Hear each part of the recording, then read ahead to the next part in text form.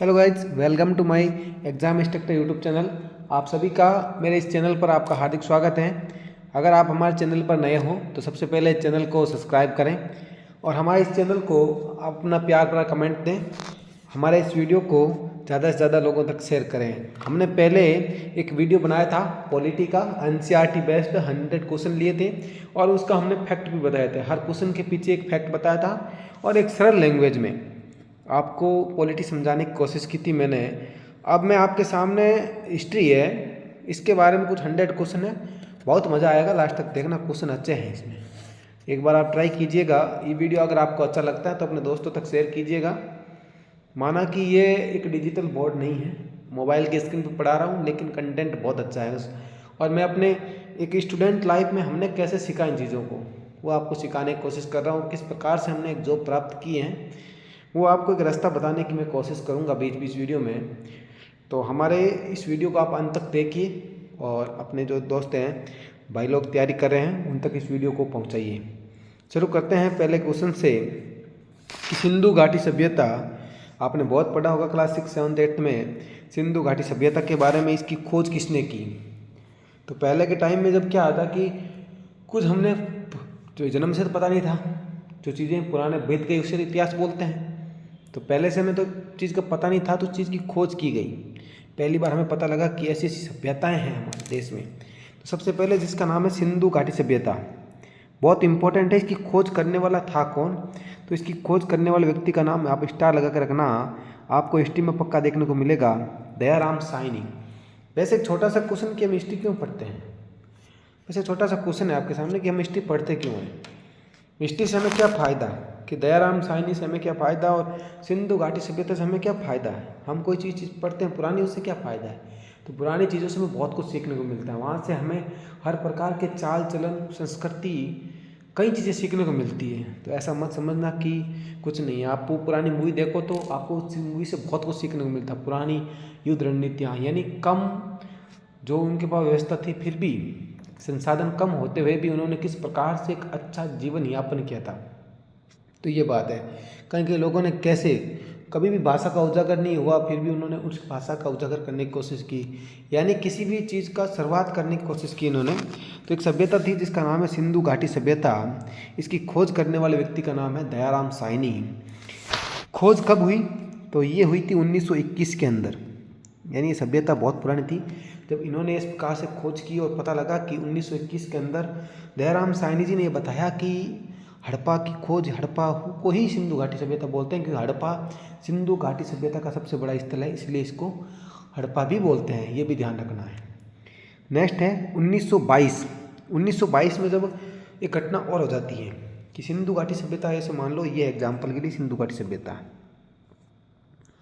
इसके अंदर एक और मिलता है जिसका नाम है मोहनजोदड़ो। ये भी एक सभ्यता है, वो एक खोज होती है और इसकी खोज करने वाले थे R.D. बनर्जी। नाम याद रखने पड़ेंगे आपको भाई, सीधा पूछते हैं कि इसकी खोज करने वाला कौन है और कब की, ये क्वेश्चन पूछे जाते हैं।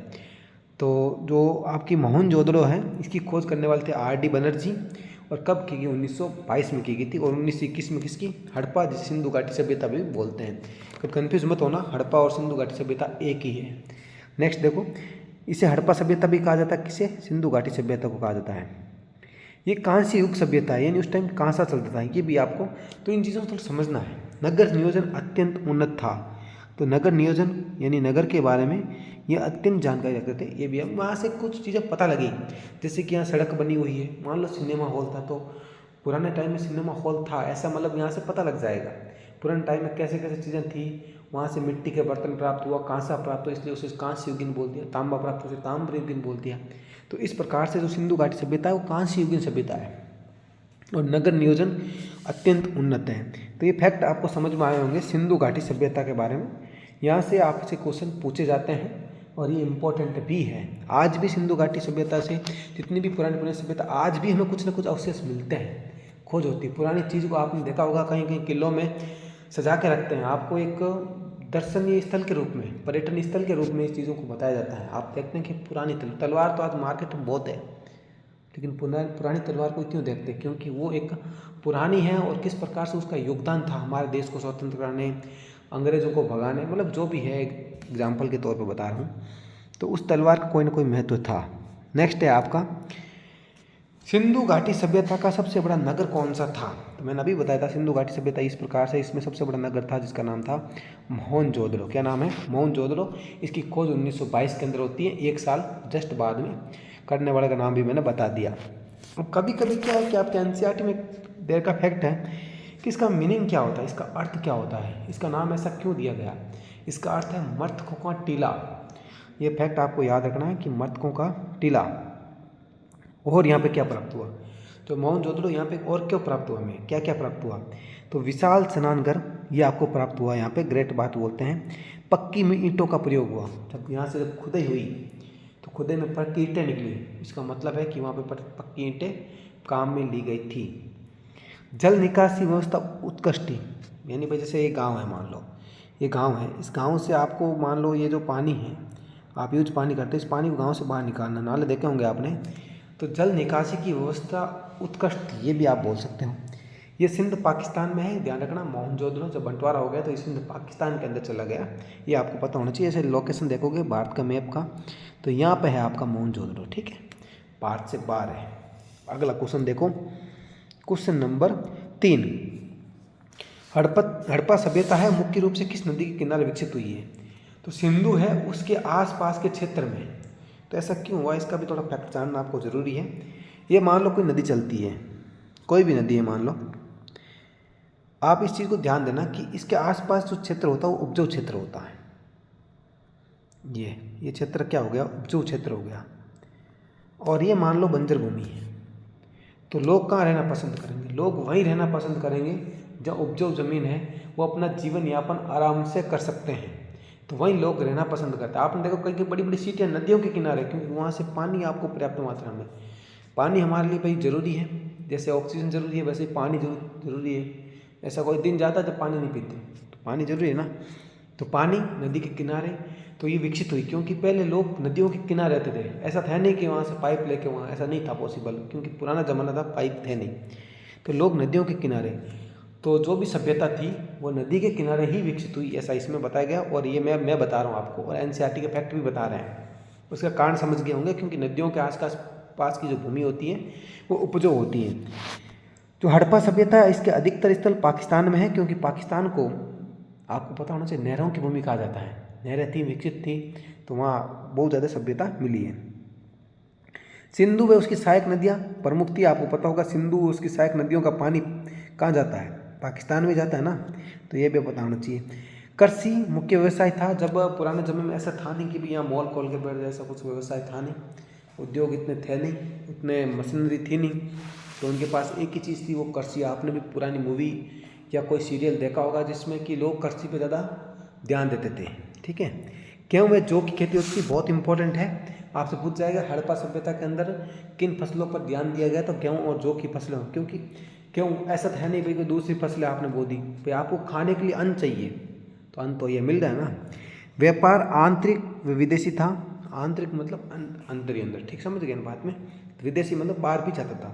तो ये मुख्यतः सभ्यता का थोड़ा कुछ फैक्ट बताया कि नदियाँ के किनारे विकसित होती है, वहाँ खाने के लिए जो अनाज को ही ज़्यादा उत्पन्न होता था, और मुख्य व्यवसाय था कृषि, ठीक है।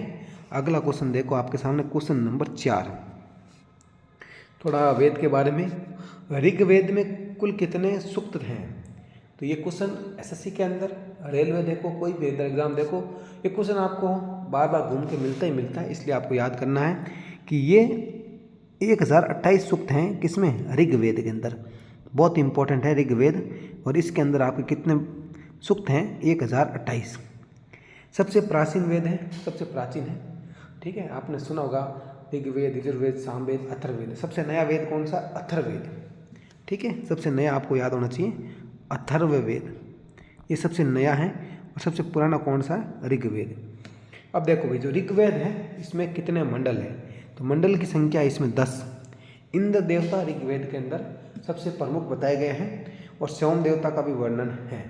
आर्यों का जीवन का विवरण मिलता है ऋग्वेद के अंदर कि आर्य किस प्रकार से अपना जीवन यापन किया है, इसके बारे में ऋग्वेद बताता है। और इसमें आपको पता होना चाहिए सूक्त कितने हैं और मंडल कितने हैं, ठीक है, ये आपको याद होना चाहिए। सबसे प्राचीन वेद है और सबसे नया भी आपको पता होना चाहिए, अथर्ववेद सबसे नया वेद है। क्वेश्चन नंबर नेक्स्ट, उपनिषद किस विषय से संबंधित है? उपनिषद, ये क्वेश्चन एक्चुअली आया हुआ क्वेश्चन है, तो मैं आपके सामने इसका एक छोटा सा हिंट देने की कोशिश करूँ कि उपनिषद है क्या। तो उपनिषद दर्शन व अध्यात्म, इसके बारे में आपको जानकारी देता उपनिषद, ठीक है भाई। ज़्यादा इसके बारे में आपको जानकारी, इसे वेदांत कहा जाता है। ये अच्छा क्वेश्चन है, इस क्वेश्चन को समझाने के लिए मैंने इसको ला कि उपनिषद को ही वेदांत कहा जाता है। ये बात बहुत इंपॉर्टेंट है, ठीक है। इसमें मोक्ष की अवधारणा के बारे में बता रखा है, गुरु और शिष्य की संवाद शैली के बारे में इसमें बताया गया है। तो ज़्यादा चीज़ें याद करने की जरूरत नहीं है, इतना इंपॉर्टेंट नहीं, लेकिन ये क्वेश्चन आया हुआ था, इसलिए मैंने इस क्वेश्चन को इंक्लूड इसलिए किया है क्योंकि ये एनसीईआरटी फैक्ट बेस्ड क्वेश्चन आया था। नेक्स्ट क्वेश्चन देखो, क्वेश्चन नंबर है 6। तो आपने जैन धर्म और बौद्ध धर्म का हमारा वीडियो देखा है, तो इस क्वेश्चन को करने में आपको कोई दिक्कत नहीं आएगी। गौतम बुद्ध का जन्म कहाँ हुआ? तो बुद्ध धर्म के संस्थापक गौतम बुद्ध है, उनका जन्म कहाँ हुआ है? लुम्बिनी एक जगह है, वो कहाँ पर है? नेपाल के अंदर, वहाँ पर इनका जन्म होता है। जन्म होता है यही है, जैसे हमने एक डायग्राम बनाने की कोशिश की इस प्रकार से आपको समझाने के लिए। 563 ईसा पूर्व में माना जाता है इनका जन्म होता है। नेपाल के अंदर एक जगह पड़ती लुम्बिनी, वहाँ पे ज्ञान है। ज्ञान मतलब उनको ज्ञान की प्राप्ति कहाँ हुई? बोध गया के अंदर इनको ज्ञान की प्राप्ति हुई। और जो अपना प्रथम उपदेश था, जो उन्होंने पहली बार उपदेश दिया, कोई बड़ा महान व्यक्ति होता है तो उसकी हर चीज़ को नोट किया जाता है, आपने देखा होगा, हर चीज़ को नोट किया जाता है, ठीक है। कोई गरीब आदमी के बारे में नोट नहीं होता, लेकिन एक महान व्यक्ति, चलो ये तो अलग बात है, एक महान व्यक्ति है या कोई वीआईपी आदमी होता है तो उसकी चीज़ों को जल्दी वायरल होती है। तो इन्होंने जो पहला उपदेश दिया था वो इम्पोर्टेंट है, सारनाथ के अंदर दिया था। और निवान यानी जो मोक्ष की प्राप्ति हुई थी वो कुशीनगर उत्तर प्रदेश में हुई थी, ये भी आपको पता होना चाहिए, अच्छी इम्पोर्टेंट है। ये जो बौद्ध धर्म के संस्थापक हैं गौतम बुद्ध जी, इनके बारे में बताया गया है कि इनका निवान यानी जो मृत्यु या मोक्ष की प्राप्ति कहाँ पर हुई है? कुशीनगर उत्तर प्रदेश के अंदर। प्रथम उपदेश सारनाथ उत्तर प्रदेश, ये भी है। और ज्ञान की प्राप्ति इनको बोध गया के अंदर होती है। उनका जन्म कब होता है? 563 के अंदर इनका जन्म होता है। और होता कहाँ पर है? लुम्बिनी नेपाल के अंदर होता है। आज भी देखा होगा कि नेपाल के अंदर लोग बौद्ध धर्म को ज़्यादा मानते हैं। नेक्स्ट है बौद्ध धर्म के बाद अगला है जैन धर्म। आप एक बार हमारे प्लेलिस्ट में जाइए और एक जैन धर्म और बौद्ध धर्म का एक अच्छा वीडियो डाल रखा है, आप ट्राई कीजिएगा कि उस वीडियो को आप पूरा देखें, आपको वहाँ से क्वेश्चन देखने को मिलेगा। जैन धर्म के 24वें तीर्थंकर कौन थे? भाई ऐसा क्यों है? क्योंकि ये इम्पोर्टेंट है, महावीर स्वामी जी है, ठीक है, बहुत इम्पोर्टेंट है। इसलिए इम्पोर्टेंट है क्योंकि इनका जिक्र पूरे जैन धर्म में सबसे ज़्यादा बार किया गया है। देखो भाई, इनका जन्म कहाँ होता है? कुंडग्राम वैशाली में होता है। और त्रिरत्न का इन्होंने सिद्धांत दिया था। जैन धर्म के अंदर जो 3 रत्न हैं, इनके बारे में जो सिद्धांत है इन्होंने दिया था। अहिंसा पर विशेष बल दिया, यानी कोई अहिंसा नहीं करनी है, अहिंसा, कठोर तपस्या की, संघ व्यवस्था विकसित की, यानी अपना एक संघ बना। आज भी देखा होगा कि जैन धर्म के लोग संघ में रहते हैं, आपने देखा होगा इन चीज़ों को, कभी नोट करना। तो ये पुरानी अवधारणा है, इन्होंने पहले अपने गुरु थे, उन्होंने ये धर्म बता के गए कि आपको इस प्रकार से रहना है। एक जैन धर्म के बारे में कि संधारा प्रथा होती है, मैं आपको बता देता हूँ, छोटा सा पॉइंट है कि संतारा प्रथा होती है। कई बार एग्जाम पूछ लेता कि संतारा का मतलब क्या है? कि जैन धर्म के अंदर जब व्यक्ति बूढ़ा हो जाता है या बीमार हो जाता है तो उस कंडीशन में वो क्या करता है कि खाना पीना खाना छोड़ देता है, जो खाना पीना है वो छोड़ देता है। उस कंडीशन में वो अपना मोक्ष की प्राप्ति कर लेता है, यानी वो अपनी मृत्यु को खुद, भाई जो निवाण है शरीर का, वो जब बीमार हो जाता है उस टाइम अपना निवाण खुद कर देता है। नेक्स्ट देखो, मौर्य वंश। तो भाई इसके बारे में पढ़ना जरूरी है, मौर्य वंश बहुत इंपॉर्टेंट है, हिस्ट्री के अंदर आपने पढ़ा होगा, हर क्लास के अंदर हर चैप्टर में इसके बारे में जिक्र हुआ है। मौर्य वंश के संस्थापक कौन थे? बहुत इंपॉर्टेंट है, इसके बारे में थोड़ा सा बात करते हैं कि मौर्य वंश पहले, इससे पहले था नंद वंश, थोड़ा इसके बारे में सुनना। इसके राजा थे घनानंद, महापदम नंद, लास्ट थे महापदम नंद। तो इनको जो है चंद्रगुप्त मौर्य को शिक्षा दी थी चाणक्य ने, और चाणक्य जी के बेस पर चंद्रगुप्त मौर्य ने इस नंद वंश को खत्म किया था, ये ध्यान रखना आपको। यानी जो मौर्य वंश की स्थापना करने वाले थे चंद्रगुप्त मौर्य, और उनको ये शिक्षा देने वाले थे चाणक्य जी, ये ध्यान रखना, बहुत इंपॉर्टेंट क्वेश्चन है। इन्होंने क्या की, अपनी राजधानी है वो पाटलिपुत्र को बनाया। मौर्य वंश ने अपनी राजधानी किसको बनाया, पाटलिपुत्र को अपनी राजधानी। पूछते हैं कि मौर्य वंश की राजधानी की थी, तो पाटलिपुत्र है। किस वंश का अंत किया था, नंद वंश का। यूनानी मौर्य वंश के राजा चंद्रगुप्त मौर्य हैं, इनको यूनानी क्या बोलते थे, सेंट्रोकोट्स बोलते थे। ये इंपॉर्टेंट क्वेश्चन है, मोस्ट इंपॉर्टेंट लगा लेना कि सेंट्रोकोट्स दूसरा नाम किसका है, चंद्रगुप्त मौर्य का नाम है। इनको कहने वाले थे यूनानी थे, और इन्होंने एक मौर्य वंश का एक विशाल बड़े साम्राज्य का स्थापना की थी। चंद्रगुप्त मौर्य ने, उनके गुरु थे चाणक्य जी, जिन्होंने शिक्षा दी किस प्रकार से नंद वंश को खत्म किया जाए। चाणक्य की नीति आपने पढ़ी होगी, बहुत टैलेंटेड आदमी थे, इन्होंने अच्छी अच्छी नीतियाँ बताई थी। अगला क्वेश्चन है, अशोक ने किस युद्ध के बाद धम्म की नीति अपनाई थी। तो अशोक जो थे मौर्य वंश के एक बलशाली, शक्तिशाली और बौद्ध धर्म को मानने वाले एक व्यक्ति थे। इन्होंने क्या किया कि धर्म की अपनी नीति थी कि बाद में कभी हिंसा नहीं करेंगे, युद्ध नहीं करेंगे। जब कलिंग का युद्ध हुआ, इतने लोगों की मृत्यु हुई, लहू लुहान हो गया मैदान, उसके बाद अशोक ने क्या किया कि कलिंग युद्ध के बाद धम्म की नीति अपनाई कि आज के बाद हम युद्ध नहीं करेंगे। इसका कारण था कि युद्ध हुआ 261 ईसा पूर्व में। मैंने बताया, पहले बता दिया, लेकिन फिर भी एक बार रिपीट करने की कोशिश करता हूँ कि 261 ईसा पूर्व के अंदर युद्ध होता है और अत्यधिक जनहानि होती है। भाई बहुत ज़्यादा लोग मारे जाते हैं, लहू लुहान हो जाता मैदान। उस कंडीशन में अशोक ने बौद्ध धर्म की ओर मुड़ा है और सब इन चीज़ों से हिंसा को छोड़ दिया है। धम्म महापत्र नियुक्ति किए। शिलालेख से इन्होंने, अशोक के शिलालेख के बारे में आपने पढ़ा होगा, बहुत इंपॉर्टेंट है। अशोक के शिलालेख बहुत चले थे।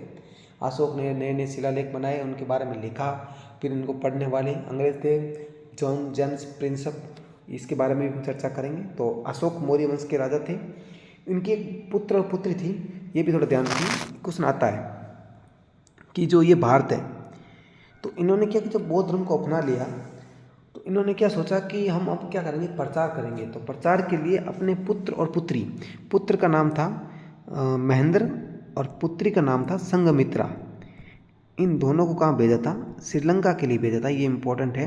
तो क्वेश्चन कैसे भी आ सकता है कि अशोक के पुत्र पुत्री का नाम बताओ, इसको किस देश में भेजा था, किस धर्म के प्रचार के लिए, तो बौद्ध धर्म के प्रचार के लिए भेजा था। ये क्वेश्चन सब इंपॉर्टेंट है। नेक्स्ट देखो क्वेश्चन नंबर 10, गुप्त काल। ये आ गया भाई चंद्रगुप्त वाला काल। गुप्त काल को स्वर्ण युग क्यों कहा जाता है, कि इसमें ऐसा क्या हुआ, तो इसमें ऐसा इसलिए हुआ क्योंकि इस साम्राज्य, इसके दौरान भारत में कई चीज़ें हुई, जैसे कि कला विज्ञान के उत्कर्ष काल है, यानी विज्ञान है, कलाएँ हैं, ये विकसित हुई, ऐसा इसमें बताया गया। तो सबसे पहली बात जो गुप्त काल है, ये इम्पोर्टेंट इसलिए है क्योंकि इनमें कालिदास जैसे महान कवि भी थे, आर्यभट्ट खगोल शास्त्री थे। जब इतने बड़े बड़े महान व्यक्ति जब किसी साम्राज्य में हुए होंगे तो उन्होंने कोई नीति, अपना प्लान बनाया होगा, तो बहुत अच्छा बनाया होगा। अपनी प्रजा के लिए जो कानून बनाएंगे बहुत अच्छे बनाए। दशमलव प्रणाली विकसित हुई इसी टाइम में। नालंदा विश्वविद्यालय की स्थापना हुई। एक गुप्त वंश का राजा था कुमार गुप्त, ये काम उसने करवाया था, कुमार गुप्त ने। ये इम्पोर्टेंट है, नालंदा विश्वविद्यालय की, ठीक है। मंदिर स्थापत्य का विकास हुआ। मंदिर जो शैलियाँ हैं, पुरानी मंदिर शैलियाँ, आपने देखा होगा भारत मंदिरों की भूमि है और इसमें आपने अच्छे अच्छे मंदिर भी देखे होंगे। आप जाओगे दक्षिण में तो बहुत मंदिर है, वैसे पूरे भारत में बहुत मंदिर, लेकिन दक्षिण के अंदर बड़े बड़े मंदिर बहुत ज़्यादा है।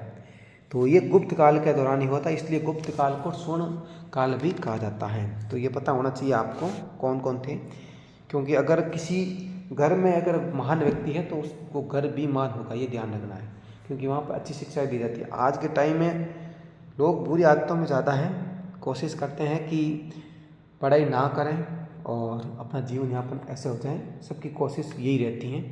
आपने देखा होगा जो एजुकेशन लेवल है वो डाउन होते जा रहा है, कारण यही है। लेकिन जब आप 12th कर लोगे, आपके सामने एक बेरोज़गारी नाम का वर्ड आएगा, बेरोज़गारी शब्द आएगा ना, तब आपको पता लगेगा कि जो हमने गलती की है वो नहीं करनी थी, फिर आप पछताओगे। तो इससे अच्छा कि अभी आप तैयारी करना शुरू कर दो और अपनी तैयारी को 4 चांद लगा दो शुरुआत से ही। आप जो 9th 10th 8th है उसी टाइम से आप अपनी तैयारी में स्टार लगाने की कोशिश करो। तो समझो कि आप उसी टाइम से आगे धीरे धीरे जो भी है, ग्रामर, इंग्लिश ग्रामर हो गई, साइंस हो गई, एनसीईआरटी की, ज्योग्राफी, पॉलिटी, मैथमेटिक्स, जो भी सब्जेक्ट है इनके ऊपर पकड़ बनाओ। वही चीज़ें आपको, शिक्षा कभी व्यर्थ नहीं जाने वाली है, लेकिन आज का थोड़ा समय है ना, कलयुग है वैसे बोलते हैं, वही चीज़ है। तो इन चीज़ों से बच के रहना है, अपनी तैयारी करनी है। छोटा सा 1-2 मिनट का मोटिवेशन मैंने बीच में दे दिया आपको। कोशिश ये करिएगा कि इन चीज़ों से बचें और अपना एजुकेशन पे ध्यान दें, क्योंकि इस दुनिया में हर व्यक्ति एजुकेशन के पीछे अगर भागेगा तब भी चीज़ें सफल हो पाएगी। आप सीखो कुछ ना कुछ। अगर आप कहीं जाओगे, अब चीज़ों के बारे में पता नहीं होगा तो शायद आप पछताओगे इसके बाद में। क्वेश्चन नंबर 11 कि आर्यों का सबसे प्रमुख देवता कौन था? तो मैंने आपको पहले ही बताया था, जो यजुर्वेद है, ये जो ऋग्वेद है, ऋग्वेद के अंदर आर्यों का उल्लेख मिलता और ऋग्वेद के अंदर प्रमुख देवता कौन था? इंद्र। इंद्र को वर्षा और युद्ध का देवता, तो आपने देखा होगा इंद्रधनुष इसी पे बना है, ठीक है। तो इंद्र देवता को जब वर्षा नहीं होती तो इंद्र देवता को मनाया जाता है, ठीक है। तो ये इन्हें युद्ध का देवता भी माना जाता है, ठीक है। तो ये इंद्र देवता है, इन्हें युद्ध का देवता या वर्षा का देवता माना जाता है। ऋग्वेद में सर्वाधिक सूक्त इंद्र को समर्पित हैं, जितने भी इनके पाठ हैं वो ऋग्वेद के अंदर इंद्र देवता को ही सबसे बड़ा माना गया है। इंद्र को पुरंदर भी कहा जाता है, ये अच्छा क्वेश्चन है। वे वज्र का धारण करते हैं। आर्य समाज पशुपालक व कृषक था, कि इम्पोर्टेंट है। पहले जब जो आर्य समाज था वो पशुपालक और कृषक थे, यानी कृषि का काम करते और पशुपालन का काम करते थे। अच्छा क्वेश्चन था। नेक्स्ट क्वेश्चन है, ऋग्वैदिक काल में सभा और समिति क्या थी? तो ये बहुत इंपॉर्टेंट है, इसको आप स्टार लगा लीजिए। ये एक ऐसा यूनिक क्वेश्चन है जो आपके एग्जाम बार पूछा जाता है। एनसीईआरटी से मैंने इसको निकाला है और ये अच्छा फैक्ट है। तो इसको क्या कहा जाता है? तो इसको जनसभाएं कहा जाता है। सभा राजनीतिक संस्था थी। जो सभा है, जनसभाएं है, एक राजनीतिक संस्था थी जिसमें किसी गाँव के बारे में कोई निर्णय या किसी व्यक्ति के बारे में कोई निर्णय लिया जाता था। समिति, ये समिति क्या थी? तो ये जन सामान्य की सभा थी, तो इसे जनसभाएं कहा जाता है, इसलिए इसको इंक्लूड नाम दिया। राजा इनसे सलाह लेता था कि भाई राजा है तो प्रजा से सलाह लेने का काम करता था, तो इस प्रकार से समिति का निर्माण होता है। एक लोकतांत्रिक तत्व मौजूद थे, स्त्रियां भी भाग ले सकती, तो ये इसमें सबको बराबर भागीदारी थी और सब इसमें अपना अपना पद देते थे। भाई राजा भी एक प्रजा का रक्षक होता था, तो ऐसा था नहीं कि बात सुनेगा नहीं, तो बात सुनी जाती थी और इसके बारे में सोल्यूशन भी निकाला जाता था। अगला क्वेश्चन है, क्वेश्चन नंबर आपका 13 कि वैदिक काल में शिक्षा का माध्यम क्या था? तो वैदिक काल, इन पुराने काल में आज के ऐसा था नहीं कि डिजिटल बोर्ड लगा दिया या वाइट बोर्ड, ब्लैक बोर्ड, ऐसा कुछ था नहीं। तो ऐसा नहीं था तो क्या था कि मौखिक यानी श्रुति, यानी सुनाकर शिक्षा दी जाती, बोल बोल कर, और वो सुनते थे, इस प्रकार से शिक्षा प्राप्त करते थे। ऐसा था नहीं कि अल्फा स्क्वायर बीटा स्क्वायर, नहीं, वहाँ चीज़ें सिखाई जाती, परंपरा सामाजिक चीज़ों को सिखाया जाता, बोल बोल कर सिखाया जाता। उस टाइम कोई ऐसा था नहीं कि संविधान आर्टिकल ऐसा कुछ नहीं था, लेकिन जो नैतिक शिक्षा थी वो आपको देने की कोशिश की जाती बोल बोल के। गुरु शिष्य की परंपरा थी उस टाइम, गुरु का बहुत आदर होता था, लेकिन आज के टाइम में ऐसा नहीं है। आश्रम प्रणाली प्रचलित थी, यानी जो वैदिक काल था उस टाइम आश्रम थे, बच्चा पढ़ने के लिए गुरु के पास आश्रम में जाता था। लेखन का प्रयोग, लिखने का प्रयोग नहीं था। स्मरण शक्ति पर बल दिया जाता था, याद करना है, आंखें बंद करना, स्मरण शक्ति ऐसे बोल सकते हो इसको, ठीक है। वेद कंठस्थ कराए जाते, जो जितने वेद थे, ऋग्वेद, यजुर्वेद, अथर्ववेद, इनको कंठस्थ याद करवाने की कोशिश की जाती थी। आप देखते होंगे कई छोटे छोटे बच्चे होते हैं तो चीज़ों को बोलते बोलते हैं वो कंठस्थ याद होती है, वो भूल नहीं पाते हैं। आप देखा होगा छोटे बच्चों को बोल बोल के याद करवाया जाता है, पहाड़े हैं, जो भी हैं, ऐसे आपने पहाड़े हो गया, बारकड़ी हो गया, तो ऐसी चीज़ें कैसे, तो बोलना थोड़ा इम्पोर्टेंट है। आप भी कोशिश कीजिएगा, जब चीज़ें याद नहीं हो तो बोल के याद कीजिएगा। थोड़ा हम बात कर लेते हैं बीच में कि जीके याद कैसे करें। कुछ लोगों के डाउट रहते हैं कि हम जीके को याद कैसे करें, ये बहुत इंपॉर्टेंट पॉइंट है, जीके याद कैसे करें। तो देखो मेरे दोस्त, जीके याद करने का कुछ चीज़ें आपको फैक्ट से याद होगी और कुछ चीज़ें से ट्रिक भी याद करनी है। कुछ चीज़ों की ट्रिक याद, हर चीज़ की ट्रिक याद करोगे जीके में फंस जाओगे।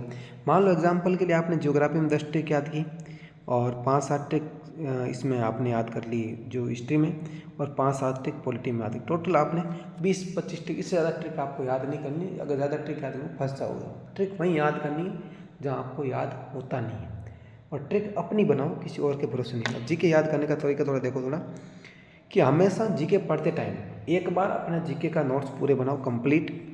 उसके बाद आपको प्रीवियस ईयर पर ध्यान देना है, वो भी एनसीईआरटी बेस्ड जितने भी क्वेश्चन, जैसे मैं नहीं करवा रहा हूँ, ये क्वेश्चन वही है जो आपके एग्जाम में 100% बचते हैं, तो आप इन चीज़ों को थोड़ा ध्यान रखिए। अगला क्वेश्चन है आपके सामने, थोड़ा याद करने का तरीका बताया जैसे हम याद किए थे, अब क्वेश्चन पे ध्यान देते हैं। क्योंकि अगर क्वेश्चन नहीं बताएंगे तो वीडियो बहुत लंबा बन जाएगा। महाजनपदों की संख्या कितनी थी?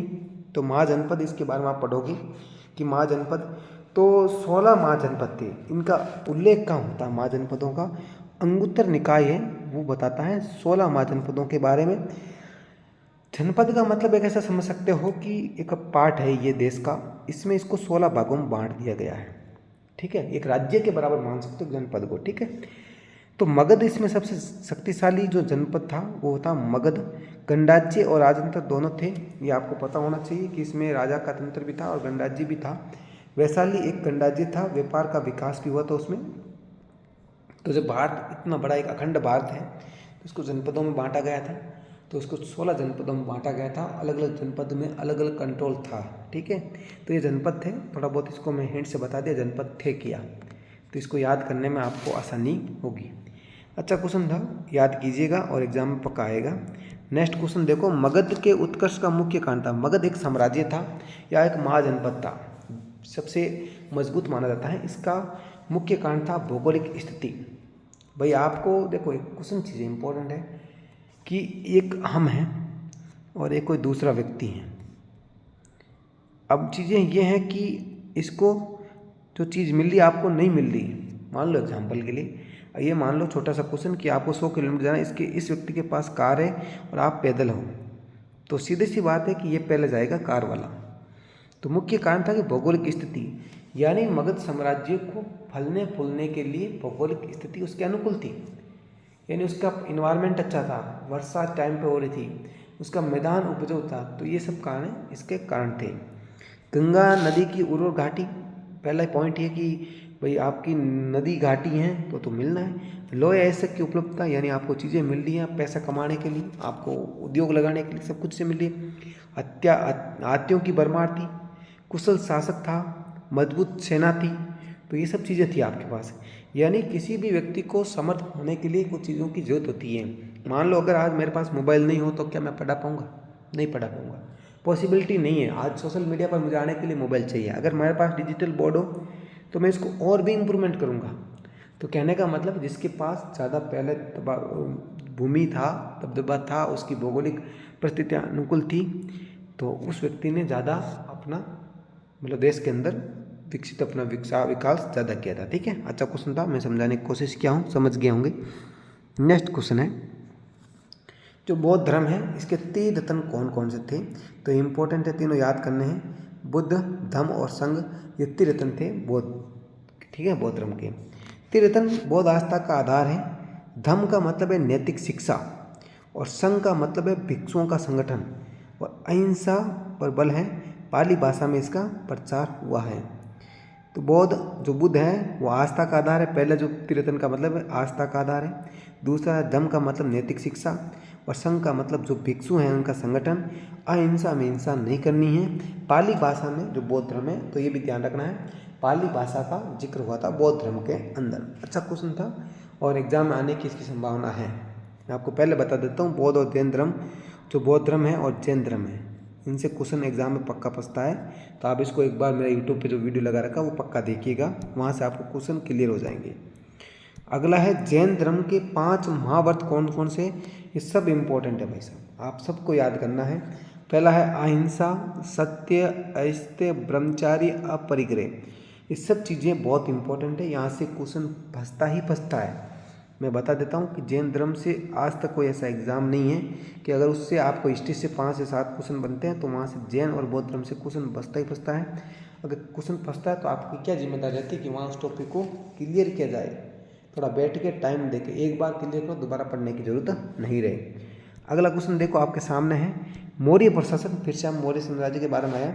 सबसे महत्वपूर्ण अधिकारी कौन था? जो साम्राज्य था उसका प्रशासन का सबसे महत्वपूर्ण अधिकारी का क्या नाम? जैसे कि आप आजकल देखते होंगे अलग अलग नाम होते हैं, MD, CO, डायरेक्टर, ये होता है, उसी प्रकार से इसका नाम दिया गया है समाहर्ता। तो जो मौर्य शासन है, प्रशासन है, इसका जो महत्वपूर्ण अधिकारी था उसका नाम था समाहर्ता। राजस्व का प्रमुख अधिकारी था, ये भी ध्यान रखना चाहिए। कौटिल्य के अर्थशास्त्र में इसका उल्लेख है। कौटिल्य था जिसे हम चाणक्य भी बोलते हैं। मैंने आपको बताया था मौर्य साम्राज्य की स्थापना में चाणक्य का बहुत बड़ा योगदान था चंद्रगुप्त मौर्य को समझाने के लिए। ठीक है, अब देखो क्या होता कि इसे चाणक्य ने एक पुस्तक लिखी थी अर्थशास्त्र, और अर्थशास्त्र के अंदर इसके बारे में बताया गया था कि ऐसा ऐसा व्यक्ति था और वो ये काम करता था। ठीक है, ये आपको पता होना चाहिए। गुप्तचर व्यवस्था यानी कहने का मतलब कुछ सोर्स थे जो चीज़ों को कनेक्ट करते थे। जैसे आप आज के टाइम में ऐसे बोल सकते हो कि कुछ चीज़ें जैसे कि आपको पता लग जाता है कि यहाँ कुछ ऐसे होने वाला था, तो गुप्तचर पहले ही व्यवस्था थी। ठीक है, ये आपको इंपॉर्टेंट क्वेश्चन है। मौर्य साम्राज्य बहुत अच्छा साम्राज्य था और इसने अपने देश के विकास के लिए बहुत अच्छा काम भी किया था।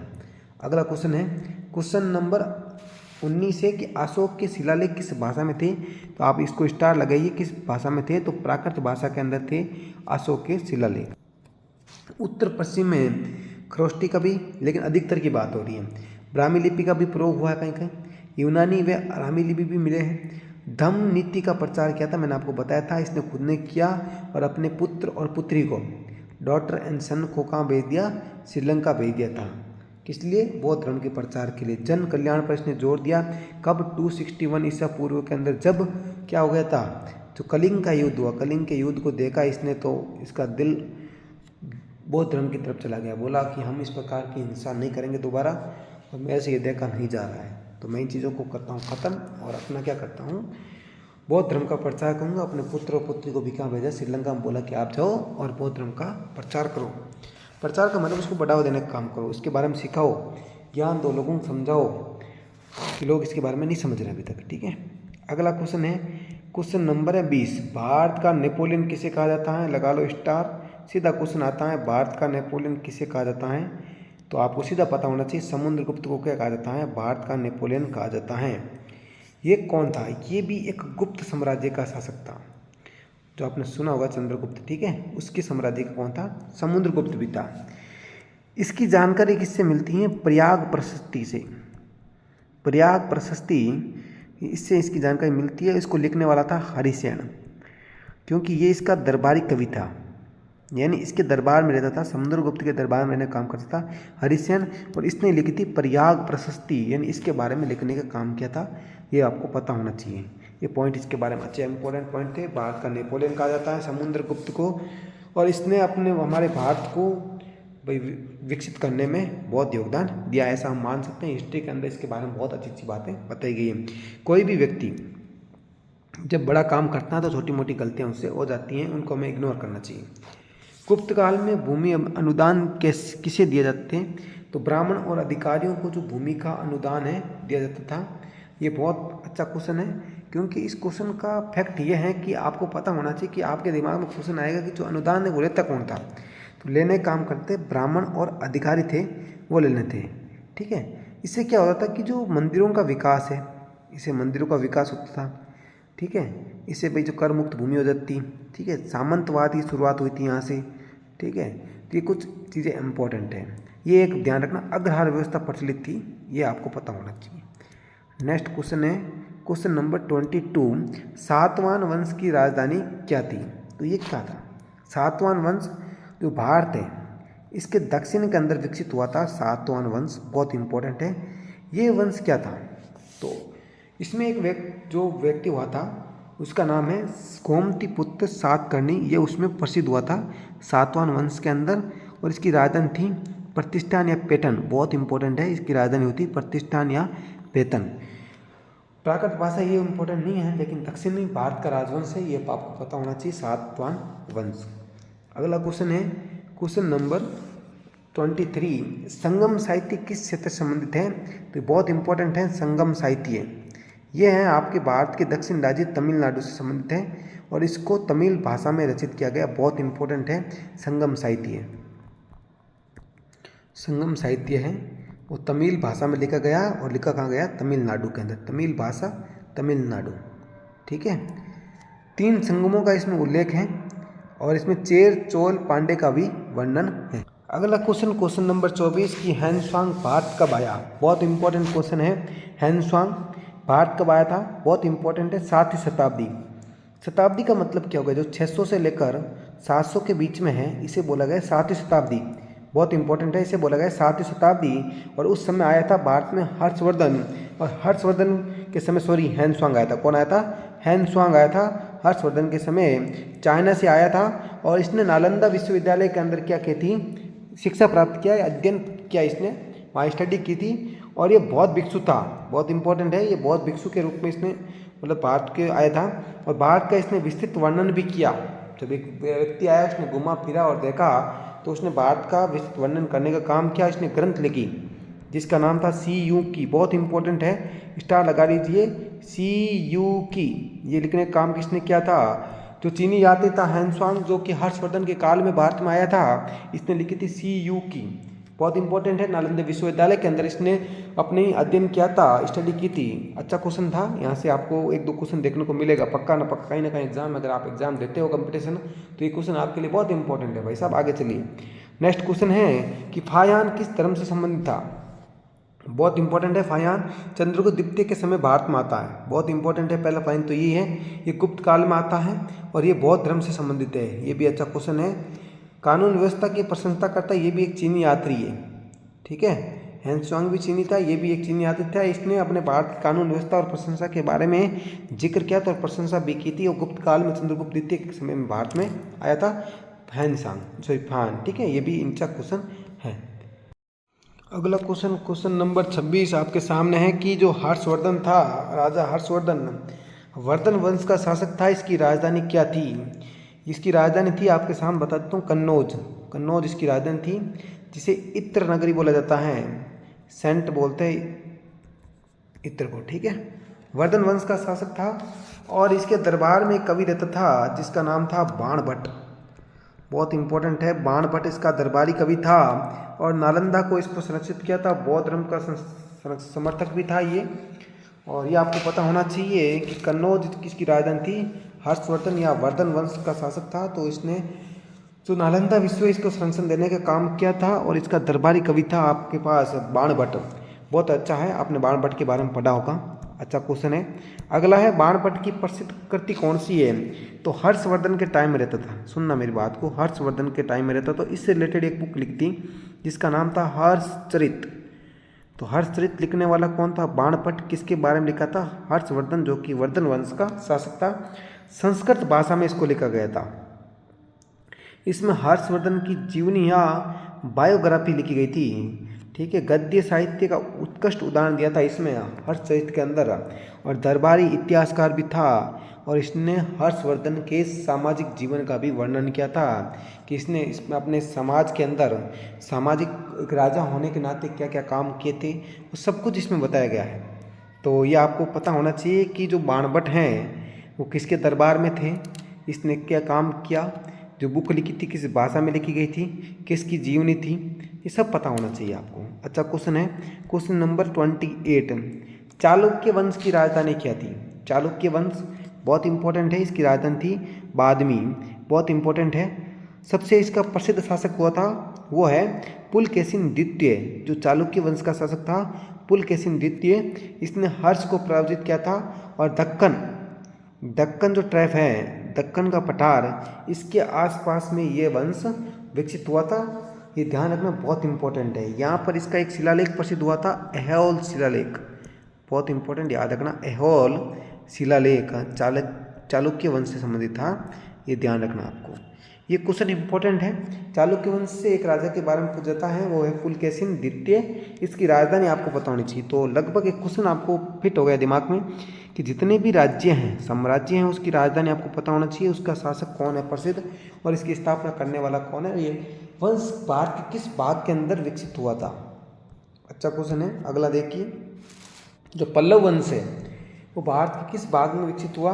तो ये दक्षिण भारत, तो ये भारत का जो साउथर्न पार्ट है यहाँ पर विकसित हुआ था पल्लव वंश। और इसकी राजधानी थी कांची, ये जो कोची कांची कुछ भी बोलते हैं उसे, ये इसकी राजधानी थी, ध्यान रखना। और महेंद्र वर्मन इसका शासक था पल्लव वंश का, बहुत इंपॉर्टेंट है। रत्न मंदिर पल्लव वंश के दौरान प्रसिद्ध हुआ था। महाबलीपुरम स्थापत्य और द्रविड़ शैली का विकास भी इसमें हुआ था, द्रविड़ शैली का विकास इस टाइम में, ये भी ध्यान रखना। जो दक्षिण भारत की जो मंदिर की शैलियाँ हैं उसे बोलते हैं द्रविड़, क्या बोलते हैं? द्रविड़। और ये पल्लव वंश के दौरान विकसित हुई थी। इसका एक प्रसिद्ध राजा हुआ था महेंद्र वर्मन, इसकी राजधानी थी कांची, ये भी आपको पता होनी चाहिए। नेक्स्ट देखिए क्वेश्चन नंबर 30, धीरे धीरे हम क्वेश्चन नंबर 30 की तरफ बढ़ गए हैं। 100 क्वेश्चन इसमें भी हमने लिए हैं, 100 पॉलिटिक करवाए हैं, तो 100 हम हिस्ट्री के भी करवाएंगे और 100 ज्योग्राफी के भी करवाएंगे। भारत में लौह युग की शुरुआत कब मानी जाती है?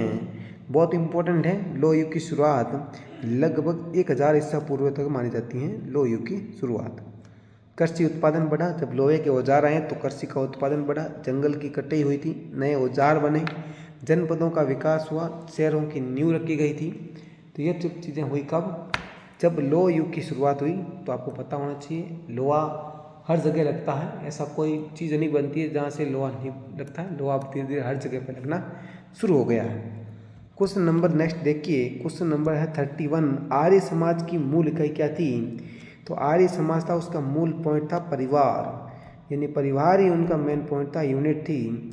ये था आर्यों के अंदर। आर्य कृषि और पशुपालन के अंदर प्रमुख थे। पिता परिवार का मुख्य होता था आर्य समाज के अंदर। कुछ फैक्ट आपको पता होना चाहिए। पितृसत्तात्मक समाज था, यानी पिता इसमें प्रमुख था। गोत्र व्यवस्था थी। गोत्र का मतलब समझते होंगे आप सब। पितृ समाज में नारी का सम्मान भी था इसमें। तो ऐसे देखें तो आज का समाज जो आज से 10 साल पहले था वो इसी पर बेस्ट था। हमें अच्छा लगता था कि हमारे पिताजी एक समाज के अंदर प्रमुख थे और गोत्र व्यवस्था भी थी, सब चीज़ें हमारे ऐसा था। लेकिन अब धीरे धीरे परिवर्तन हो रहा है। माना कि परिवर्तन ही प्रकृति का नियम है, लेकिन इतना परिवर्तन जल्दी नहीं होना चाहिए था इतना हो रहा है। नेक्स्ट क्वेश्चन देखिए, बौद्ध परिषदों की कुल संख्या कितनी थी? तो बौद्ध परिषदों की कुल संख्या थी 4, यानी 4 बैठकें होती हैं, ऐसा भी बोल सकते हो।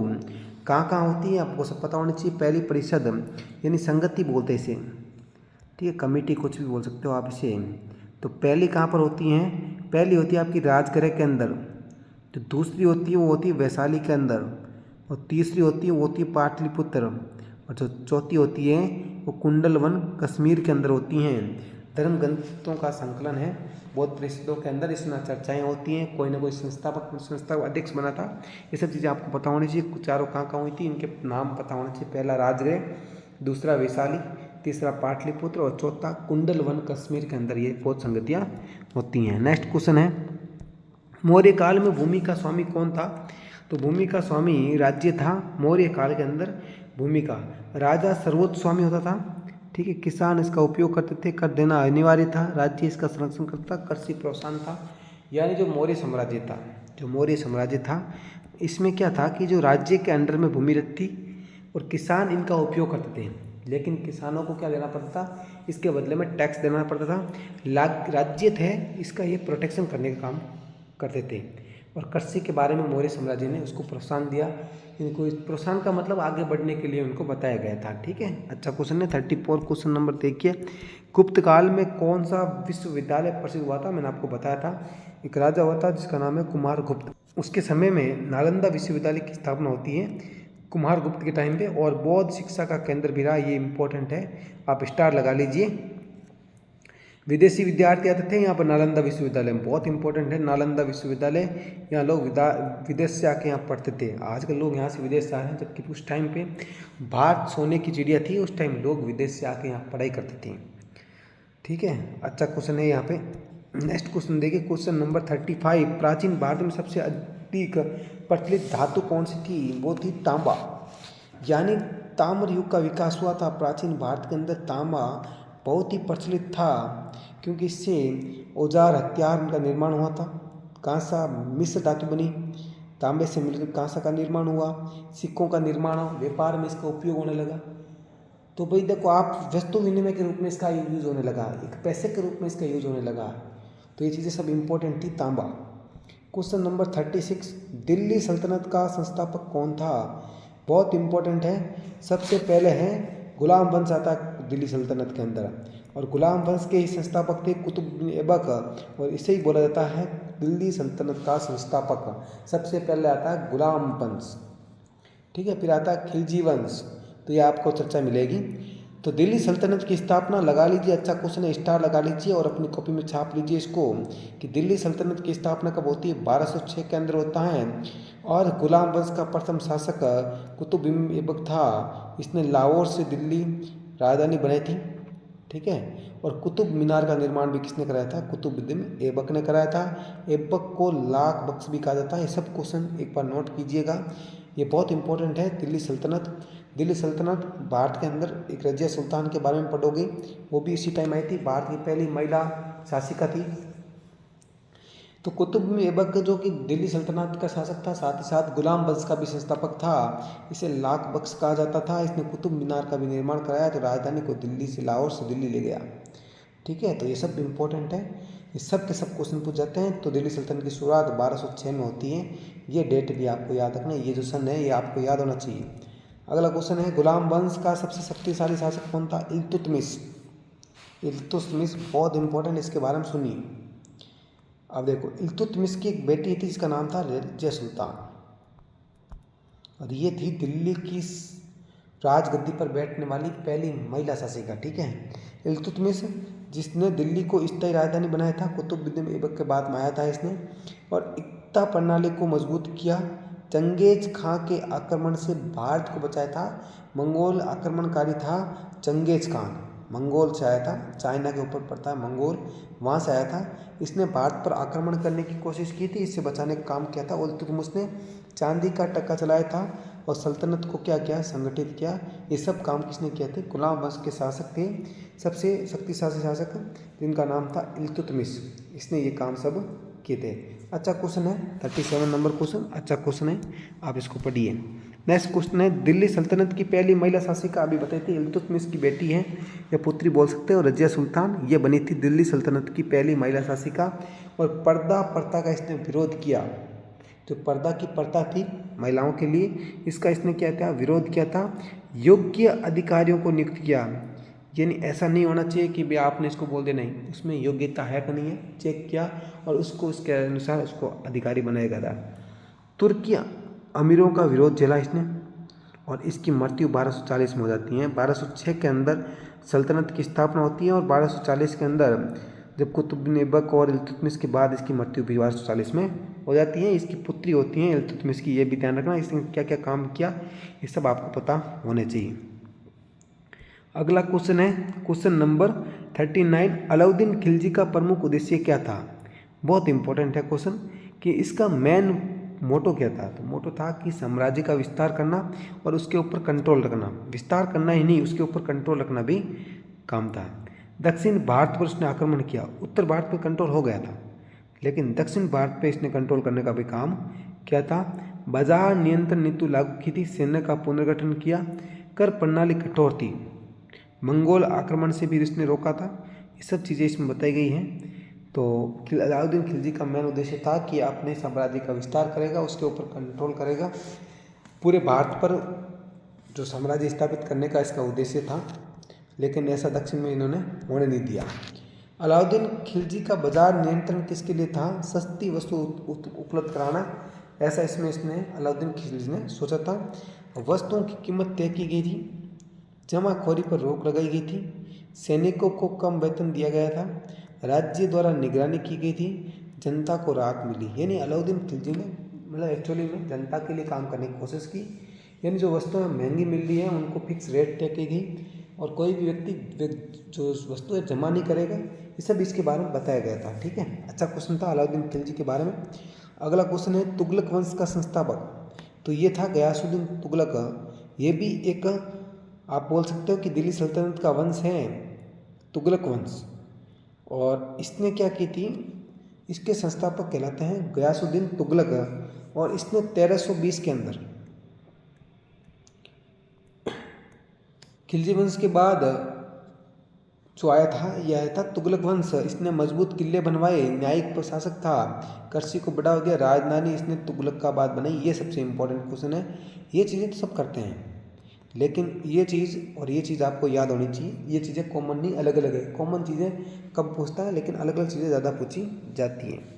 अगला क्वेश्चन देखो, मोहम्मद बिन तुगलक का सबसे विवादित निर्णय कौन सा था?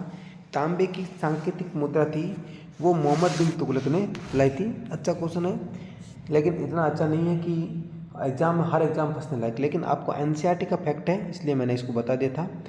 मोहम्मद बिन तुगलक के बारे में ये थे जिन्होंने तांबे की सांकेतिक मुद्रा बनाई थी, सोने चांदी का समान मूल्य भी घोषित किया था इसने। ठीक है, अच्छा क्वेश्चन है। अगला देखिए, राजधानी परिवर्तन की नीति किस सुल्तान ने अपनाई, वो थी मोहम्मद बिन तुगलक। ये अच्छा क्वेश्चन है मोहम्मद बिन तुगलक के बारे में कि राजधानी परिवर्तन की नीति अपनाने वाला ये था। इतिहास में यह अनोखा प्रयोग था, लेकिन ये योजना विफल रही। इससे प्रशासन कमज़ोर पड़ा। जब कोई चीज़ें एकदम बदलाव करने की कोशिश करोगे तो चीज़ें विफल होने के चांस ज़्यादा रहते हैं। तो विफल हो गई थी, जनता को इसमें कष्ट हुआ, प्रशासन कमज़ोर पड़ गया। जनता भाई एकदम कोई चीज़ में बदलाव करते हो, आपने नोटबंदी किया तो एकदम कितना एकदम झटका लगा पूरे भारत को, तो इसमें आपको जनता को बहुत कष्ट हुआ। दिल्ली से जो राजधानी है दौलताबाद की तरफ की थी स्थानांतरित, ये भी इसने काम किया था, मोहम्मद बिन तुगलक ने किया था। नेक्स्ट क्वेश्चन है, फिरोज शाह तुगलक किसके लिए प्रसिद्ध था, तो ये लोक कल्याण कार्य के लिए प्रसिद्ध हुआ था। फिरोज शाह तुगलक, तुगलक वंश का एक राजा था। इसने नहरों का निर्माण कराया था, इम्पोर्टेंट है। दास विभाग स्थापित करवाया था, ब्राह्मणों को कर मुक्त किया था और शिक्षा संस्थान खोले थे। लेकिन सबसे इम्पोर्टेंट है, नहरों का निर्माण और दास विभाग की स्थापना की थी और लोक कल्याण के लिए जाने जाते थे फिरोज शाह तुगलक। नेक्स्ट क्वेश्चन है, दिल्ली सल्तनत की राजभाषा क्या थी, ये क्वेश्चन इम्पोर्टेंट है। तो ये फारसी भाषा थी और ये प्रशासनिक भाषा भी थी। इन जितने भी डॉक्यूमेंटेशन काम, प्रशासनिक का मतलब तो ये हो गया ना भाई, कागजी कार्रवाई थी, वो फारसी भाषा में थे। साहित्य का विकास भी हुआ था, इतिहास ग्रंथ लिखे गए थे फारसी भाषा में, दरबारी भाषा भी थी यही, और फारसी संस्कृति का प्रभाव था। बहुत इंपॉर्टेंट है दिल्ली सल्तनत। दिल्ली सल्तनत के बारे में आपको पता होना चाहिए। इसके अंदर जो फारसी भाषा का युद्ध बहुत ज़्यादा किया गया था। अच्छा और मोस्ट इम्पोर्टेंट क्वेश्चन है, आपके एग्जाम में आने की संभावना इसकी है कि दिल्ली सल्तनत के अंदर किस भाषा का प्रयोग किया गया था। अगला क्वेश्चन है क्वेश्चन नंबर 46, विजयनगर साम्राज्य। इसको लगाओ स्टार, इसको समझाने की मैं कोशिश करता हूँ। यह है आपका दक्षिण भारत। यहाँ पर आपके विजयनगर साम्राज्य कर्नाटका के अंदर, ध्यान सुनना, विजयनगर साम्राज्य है कहाँ पर है, यह आपका है कर्नाटका के अंदर। इसकी स्थापना करने का काम जाता है, जो श्रेय जाता है, एक समय होता 1336 का। उस समय क्या होता है कि कर्नाटक के अंदर दो भाई होते हैं, हरियर और बुक्का। इन्होंने एक साम्राज्य की स्थापना करते हैं जिसका नाम है विजयनगर साम्राज्य। बहुत इंपॉर्टेंट है विजयनगर साम्राज्य, इसकी स्थापना। दक्षिण भारत का शक्तिशाली राज्य भी है ये, और राजधानी इसकी क्या थी, कर्नाटक के अंदर एक जगह पड़ती जिसका नाम है हम्पी। तो विजयनगर साम्राज्य की राजधानी थी हम्पी। आप मेरे कमेंट में ये बताओगे हम्पी का जो चित्र है कितने रुपए के नोट के पीछे है। हिंदू संस्कृति का संरक्षण था, व्यापार और कला का विकास हुआ। तो लेकिन इन चीज़ों से इम्पोर्टेंट है, आप एक चीज़ को ध्यान समझोगे कि इसका जो साम्राज्य है इसकी स्थापना कब होती है, 1336 के अंदर। दो भाइयों ने इसकी स्थापना करने का काम किया था, एक का नाम था हरियर और दूसरे का नाम था बुक्का। ठीक है, दक्षिण भारत का है, कर्नाटका के अंदर विजयनगर साम्राज्य की स्थापना होती है और इसकी राजधानी बनती है हम्पी इसकी राजधानी बनने का काम करती हैं। और दक्षिणी भारत का शक्तिशाली राज्य भी हुआ था और ये साम्राज्य भी हुआ था।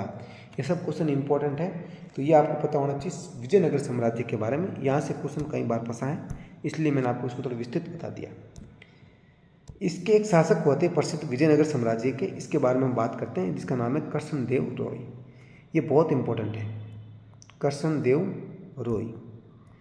ठीक है, ये क्या थे, ये तुल्लु वंश का शासक था। तो विजयनगर साम्राज्य की स्थापना होती है तो कृष्णदेव राय जो तुल्लु वंश के शासक था, इसने तेलुगु साहित्य का संरक्षक भी माना जाता है। और इसने एक पुस्तक, एक कृति लिखी थी जिसका नाम था अमुक्त माल्याद। ये इम्पोर्टेंट है ना, आपने सुना भी होगा अमुक्त माल्याद। इसको लिखने का काम किया था कृष्णदेव राय ने, और तेलुगु साहित्य का संस्कृत था।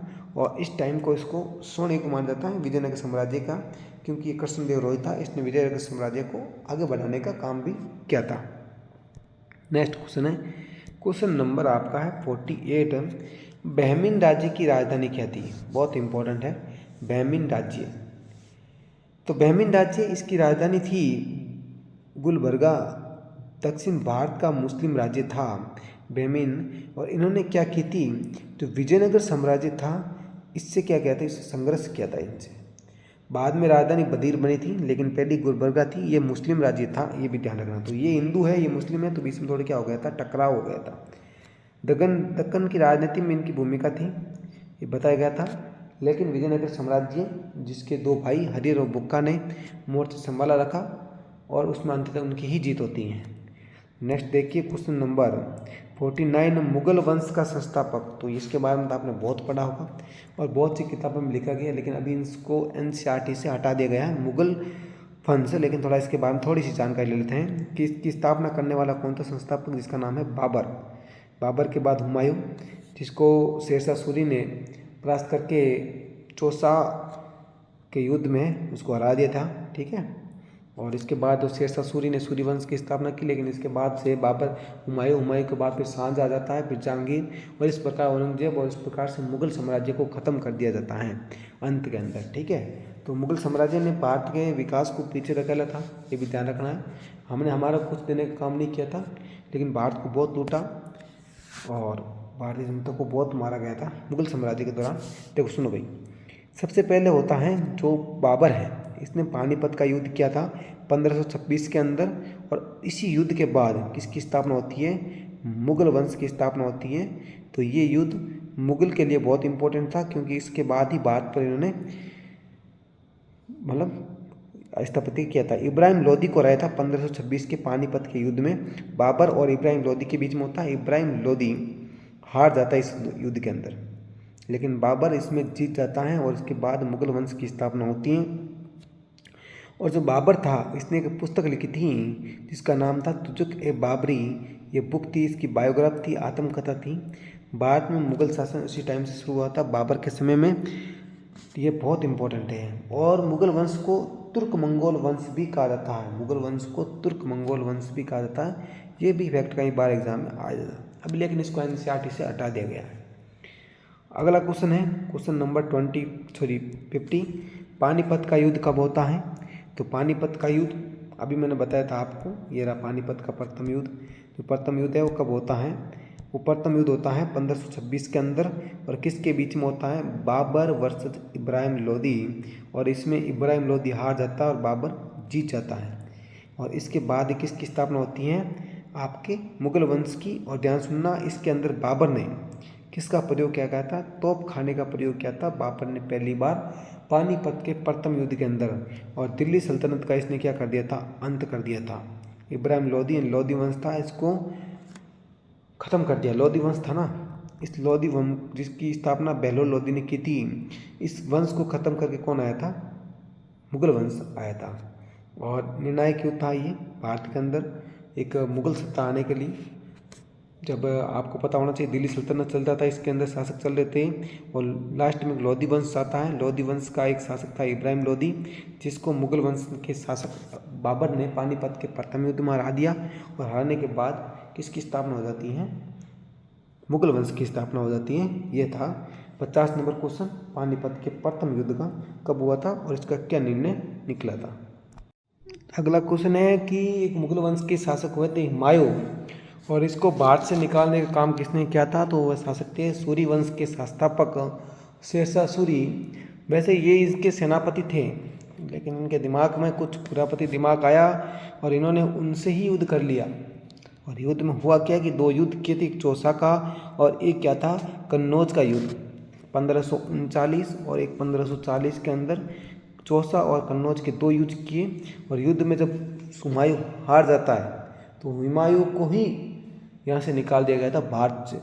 और हुमायूं दर्द दर्द की ठोकरें खाते घूमता फिरा। और हुमायूं जो था शेरशाह सूरी, वो अफगानी शासक था, ये भी ध्यान रखना। और इसने एक रोड बनाई थी, GT रोड, ये इंपॉर्टेंट है, ग्रैंड ट्रंक रोड बोलते हैं इसे, बहुत इंपॉर्टेंट है, नेशनल हाईवे नंबर 1 है, ठीक है। ये बहुत इंपॉर्टेंट है, आपको पता होना चाहिए।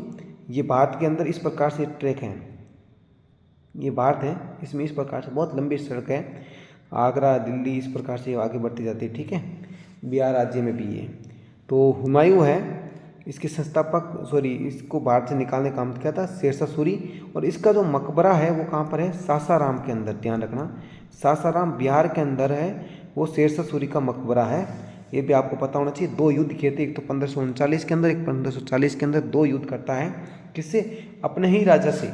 शेरशाह सूरी अपने ही राजा हुमायूं से युद्ध करता है और हुमायूं हार जाता है। जब हुमायूं हार जाता है तो उसने सूरी वंश की स्थापना करता है और खुद उसका संस्थापक बनता है। और उसने एक GT रोड, जिसे ग्रैंड ट्रंक रोड बोलते हैं, ये बनवाता है। तो ये आप अच्छे क्वेश्चन यहाँ से कैसे भी क्वेश्चन घुमा फिरा के पूछ सकता है आपसे, ये पता होना चाहिए। शेरशाह सूरी की सबसे बड़ी उपलब्धि क्या थी कि प्रशासनिक व्यवस्था उसने बढ़िया बनाई थी, ये इसकी सबसे बड़ी उपलब्धि थी। सड़क और सराय निर्माण कराया था, भूमि की नाप प्रणाली लाया था, रुपये मुद्रा चलाई थी, न्याय व्यवस्था सुदृढ़ बनी थी, मुगलों के लिए आधार था। ये सब कुछ इसने किया था। इसको ये पता नहीं था कि मेरा भी अंत होने वाला फिर से।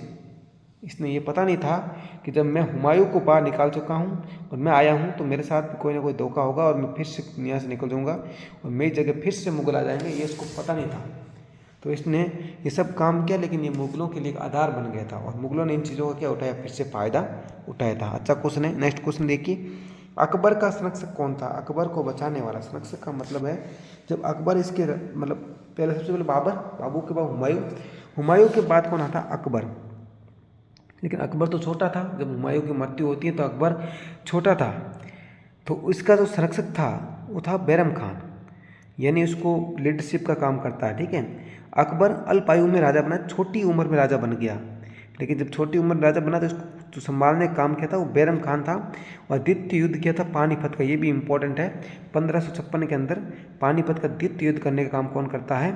बाबर अकबर करता है और हेमू को इसमें हराया जाता है। प्रशासन इसने संभाला था, बाद में पद से इसको हटा दिया गया था।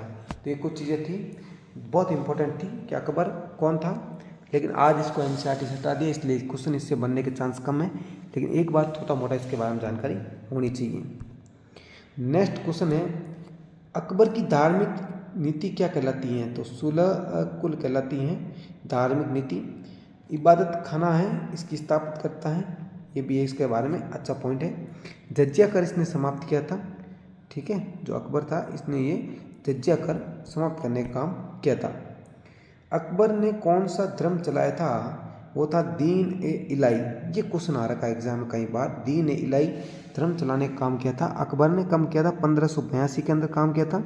सीमित अनुयायी थे, नैतिक सिद्धांत था, राज्य धर्म नहीं था, प्रयोगात्मक प्रयास थे, इसने खुद ने अपनी ट्राई करके फिर काम किया था और राज्य धर्म नहीं था ये। ठीक है, अगला है कि शुरुआत कब होती है और इसमें कौन सा चला, ये दो इंपॉर्टेंट हो सकता है। या तीसरा क्वेश्चन बनेगा दीन ए इलाही चलाने वाला कौन था? तो अकबर था। नेक्स्ट क्वेश्चन देखिए, क्वेश्चन नंबर है आपके सामने 56। ये अच्छा क्वेश्चन है। जो मुगल प्रशासन में मनसबदारी प्रणाली किसने शुरू की? तो ये काम करता है अकबर।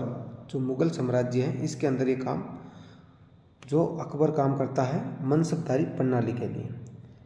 इसमें क्या होता है, सेना के बारे में इसमें बताया जाता है, जो अपनी इसकी इन्फेंट्री होती है पैदल सेना, इसके बारे में इसमें बताया जाता है कि किस किस प्रकार से इसने वेतन है, किस किस प्रकार से किस किस सैनिकों को किस किस प्रकार से पद वेतन देने के बारे में काम किया था, किस प्रकार से सेना पर कंट्रोल किया जाए। ये थी इसकी मनसबदारी प्रणाली। अगला क्वेश्चन देखिए, क्वेश्चन नंबर 57। ये अच्छा क्वेश्चन था कि अकबर के दरबार में 9 रत्न थे, उसमें से एक बीरबल था।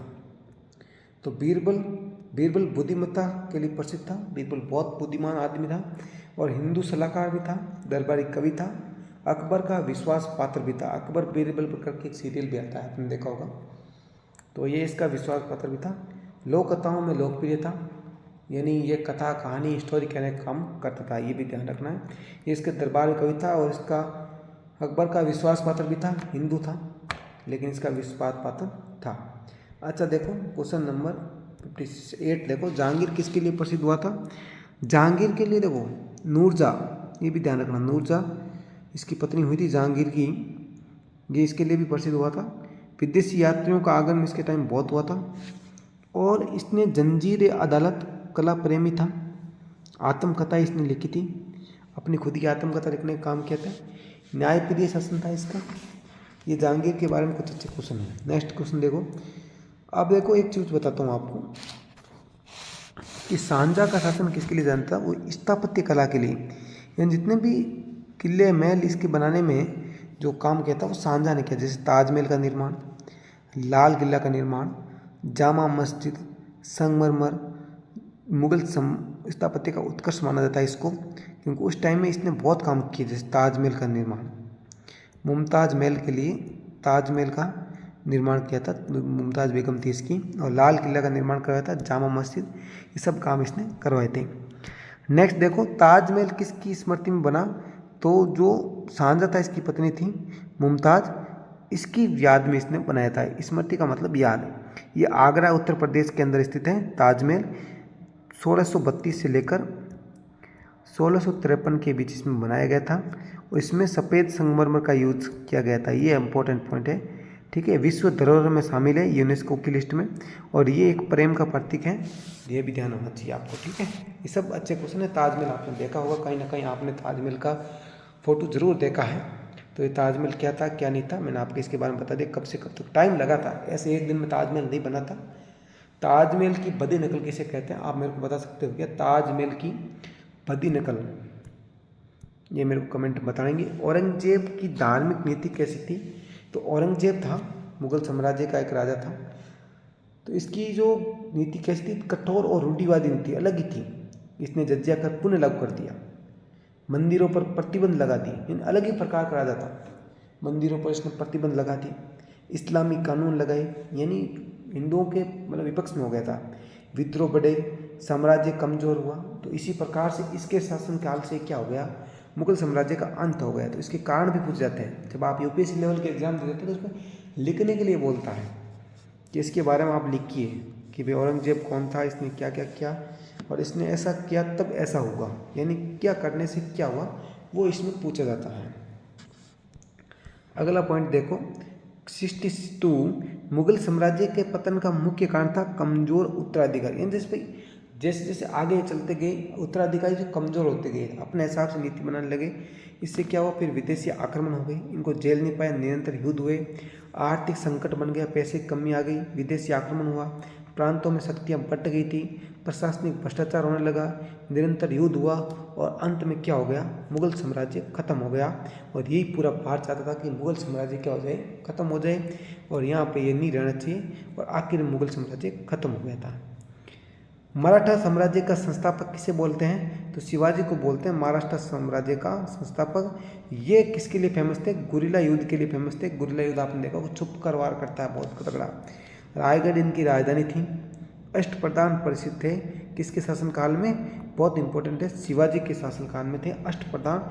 हिंदवी स्वराज था, कुशल प्रशासक थे, ये खुद अपने आप में बहुत कुशल का राजा हुआ करते थे मराठा शिवाजी। आपने नाम सुना होगा महाराजा शिवाजी के बारे में, एक शिवाजी करके सीरियल भी बना था, बहुत अच्छा सीरियल था, देखने लायक था। इसमें बताया गया था किस प्रकार से मराठाओं ने मुगलों को भगाया था। नेक्स्ट देखो पेशवा कौन थे? जो मराठा थे प्रधानमंत्री उन्हें बोलते थे पेशवा। वास्तविक सत्ता में पेशवा के पास थे। बाजीराव प्रसिद्ध पेशवा था, ये भी ध्यान रखना। पूना इनकी राजधानी थी। उत्तर भारत में इनका विश्वास था। मुगलों को इन्होंने चुनौती देने का काम किया था।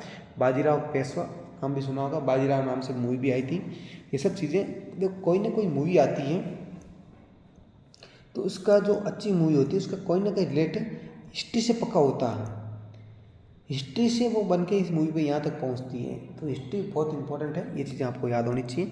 नेक्स्ट क्वेश्चन देखिए, क्वेश्चन नंबर 65, पानीपत का तृतीय युद्ध कब होता है? तो ये होता है मराठा के बीच, मराठा और अहमद शाह अब्दाली के बीच में होता है, बहुत इंपॉर्टेंट है। पानीपत का तीसरा युद्ध 1761 में होता है। किस किस के बीच में?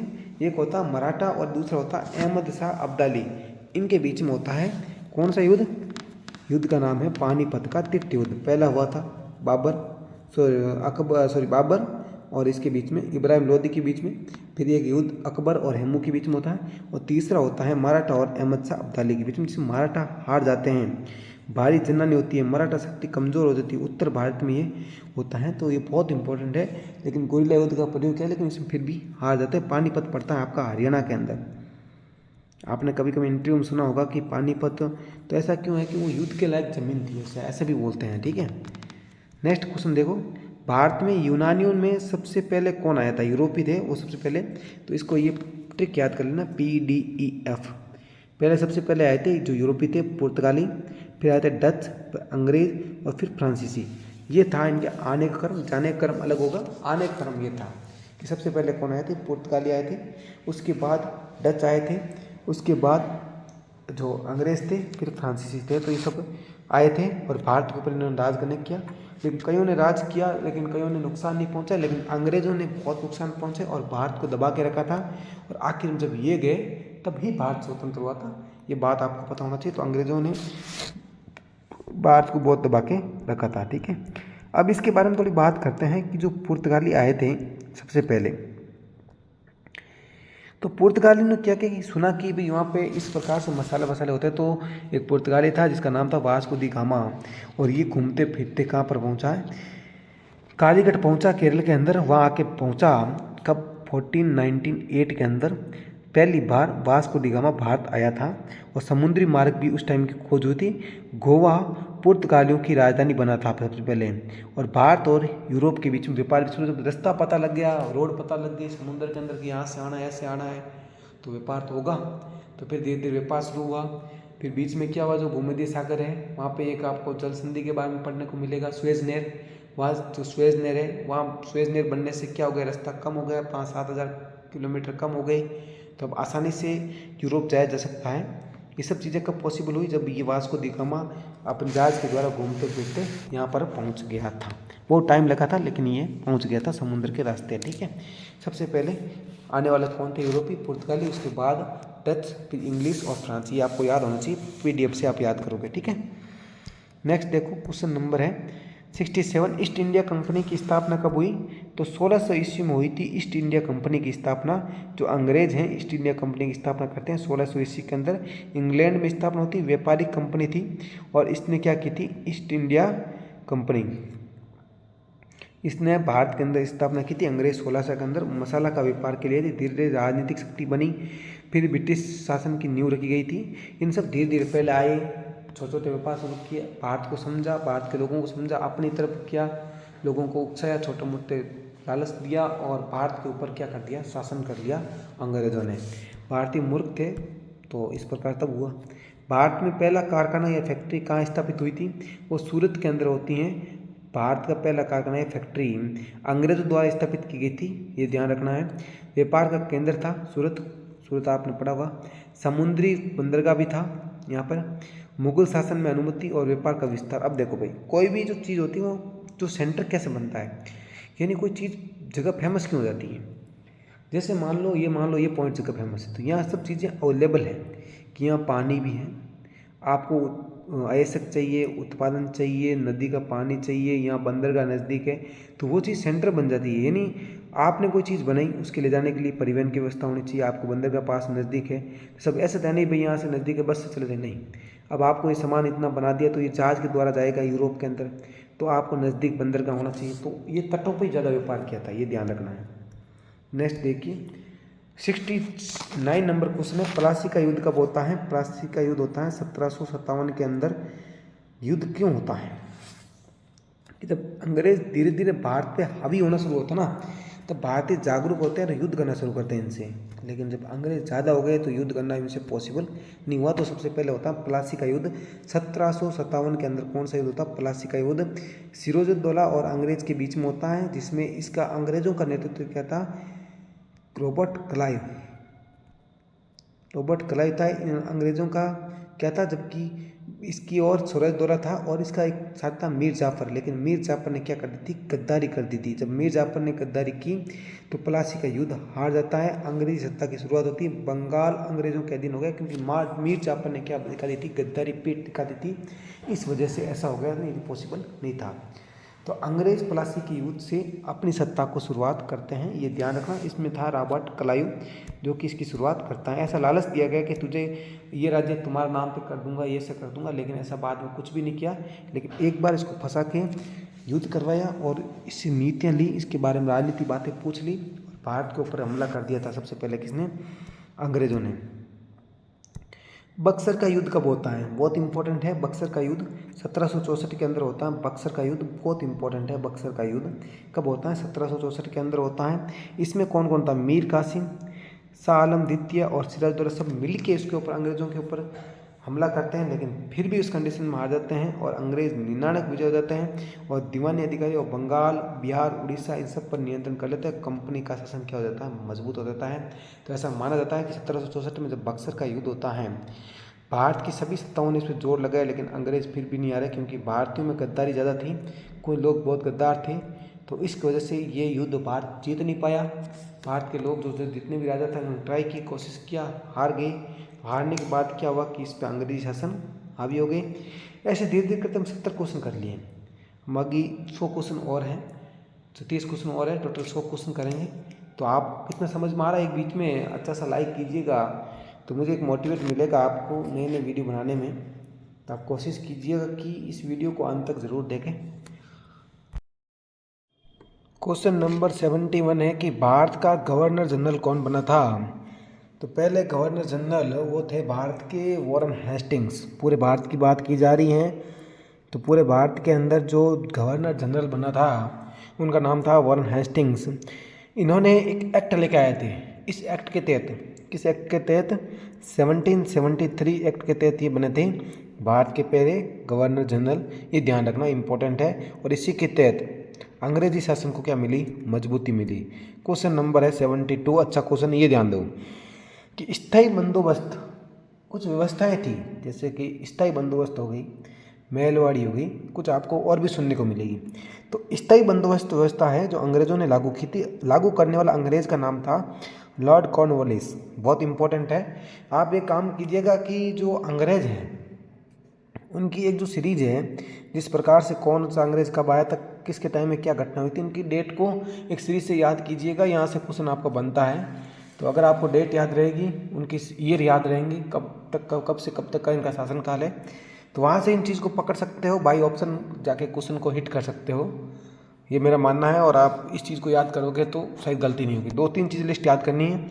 एक तो जो प्राइम मिनिस्टर की लिस्ट याद करनी है, एक प्रेसिडेंट की लिस्ट याद करनी है, और एक अंग्रेज़ों की लिस्ट याद करनी है। इन 3 चीज़ों से क्या हो जाएगा कि आपको कुछ ना कुछ क्वेश्चन में, जो हिस्ट्री के जितने भी क्वेश्चन हैं, इसको बाई ऑप्शन आप हिट कर सकते हो। तो इन चीज़ों को अगर याद करोगे तो आप बाई ऑप्शन हिट कर दोगे, और आपका वो क्वेश्चन जो आप क्वेश्चन के माध्यम से नहीं कर रहे थे, वो आंसर के माध्यम से आप उस क्वेश्चन को हल कर लोगे। समझ में आएगा धीरे धीरे जब इन चीज़ों को पढ़ोगे। ये जो स्थायी बंदोबस्त व्यवस्था है वो तो 1793 के अंदर स्टार्ट होती है, लागू की गई थी। जमींदारी प्रथा है, किसानों पर बोझ है, तो राजस्व इसमें निश्चित किया गया था। इसमें अंग्रेजों को लाभ था। इस प्रकार से व्यवस्था लागू की गई थी। जैसे कोई भी चीज़ है, कोई गवर्नमेंट एक कानून लेके आती है, अगर गवर्नमेंट को लाभ है इस चीज़ में, तो ये पता लगता है कि अंग्रेजों ने भारत को, सीधा सा उद्देश्य था भारत को लूटना है, फैला फुसला के लूटना है। भारतीयों का जो मेन था लूटे जाने का कारण था कि अपने स्वार्थ के लिए, ध्यान सुनना, कि एक व्यक्ति ये है और इसने, इस व्यक्ति को अंग्रेजों ने थोड़ा सा पालन पोषण कर दिया, मान लो इस व्यक्ति का, इसको पैसे दे दिए या कोई ज़मीन दे दी थोड़ी सी। तो इस व्यक्ति ने क्या किया कि इस गांव के आसपास जितने भी लोग हैं, इसके बारे में खबर देना शुरू कर दिया। पूरा मतलब अंग्रेज़ों के विपक्ष में हो गए लोग, समझे, फिर पक्ष में हो गए और पूरे गांव की खबर को देने का काम करते थे ये लोग।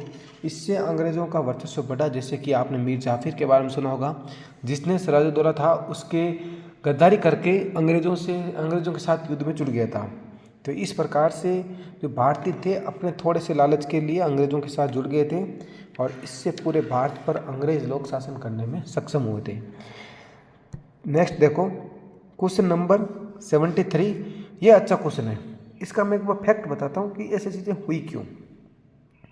भारत में रेलवे की शुरुआत कब हुई थी, तो 1853 में लॉर्ड डलहौजी थे, एक अंग्रेज़ का नाम था लॉर्ड डलहौजी। अब हुआ क्या कि इन्होंने रेलवे की शुरुआत की। तो ऐसे मान सकते हो कि जो भारत के अंदर जो रेल परिवहन है, ये किसकी देन बन जाती है, तो अंग्रेज़ों की देन बन जाती है। अंग्रेज़ का नाम है लॉर्ड डलहौजी। इसने ऐसा किया, ऐसा क्यों किया, सुनो मेरी बात को, इस बात को समझना आपको कि ऐसा हुआ क्यों। थोड़े मैं जितने वर्ड एक बार हटा रहा हूँ ताकि समझ में आ जाएगा आपको आसानी से। ये मान लो एक भारत का मैप है या किसी भी देश का मैप है, और यहाँ पर आपका समुंदर है, ये इस प्रकार से समुंदर है। अब यहाँ से जो प्रोडक्ट बनाओगे वो तो डायरेक्ट बंदरगाह तक चला जाएगा, कोई दिक्कत नहीं है, डायरेक्ट बंदरगाह से आप यहाँ तक ले जाओगे।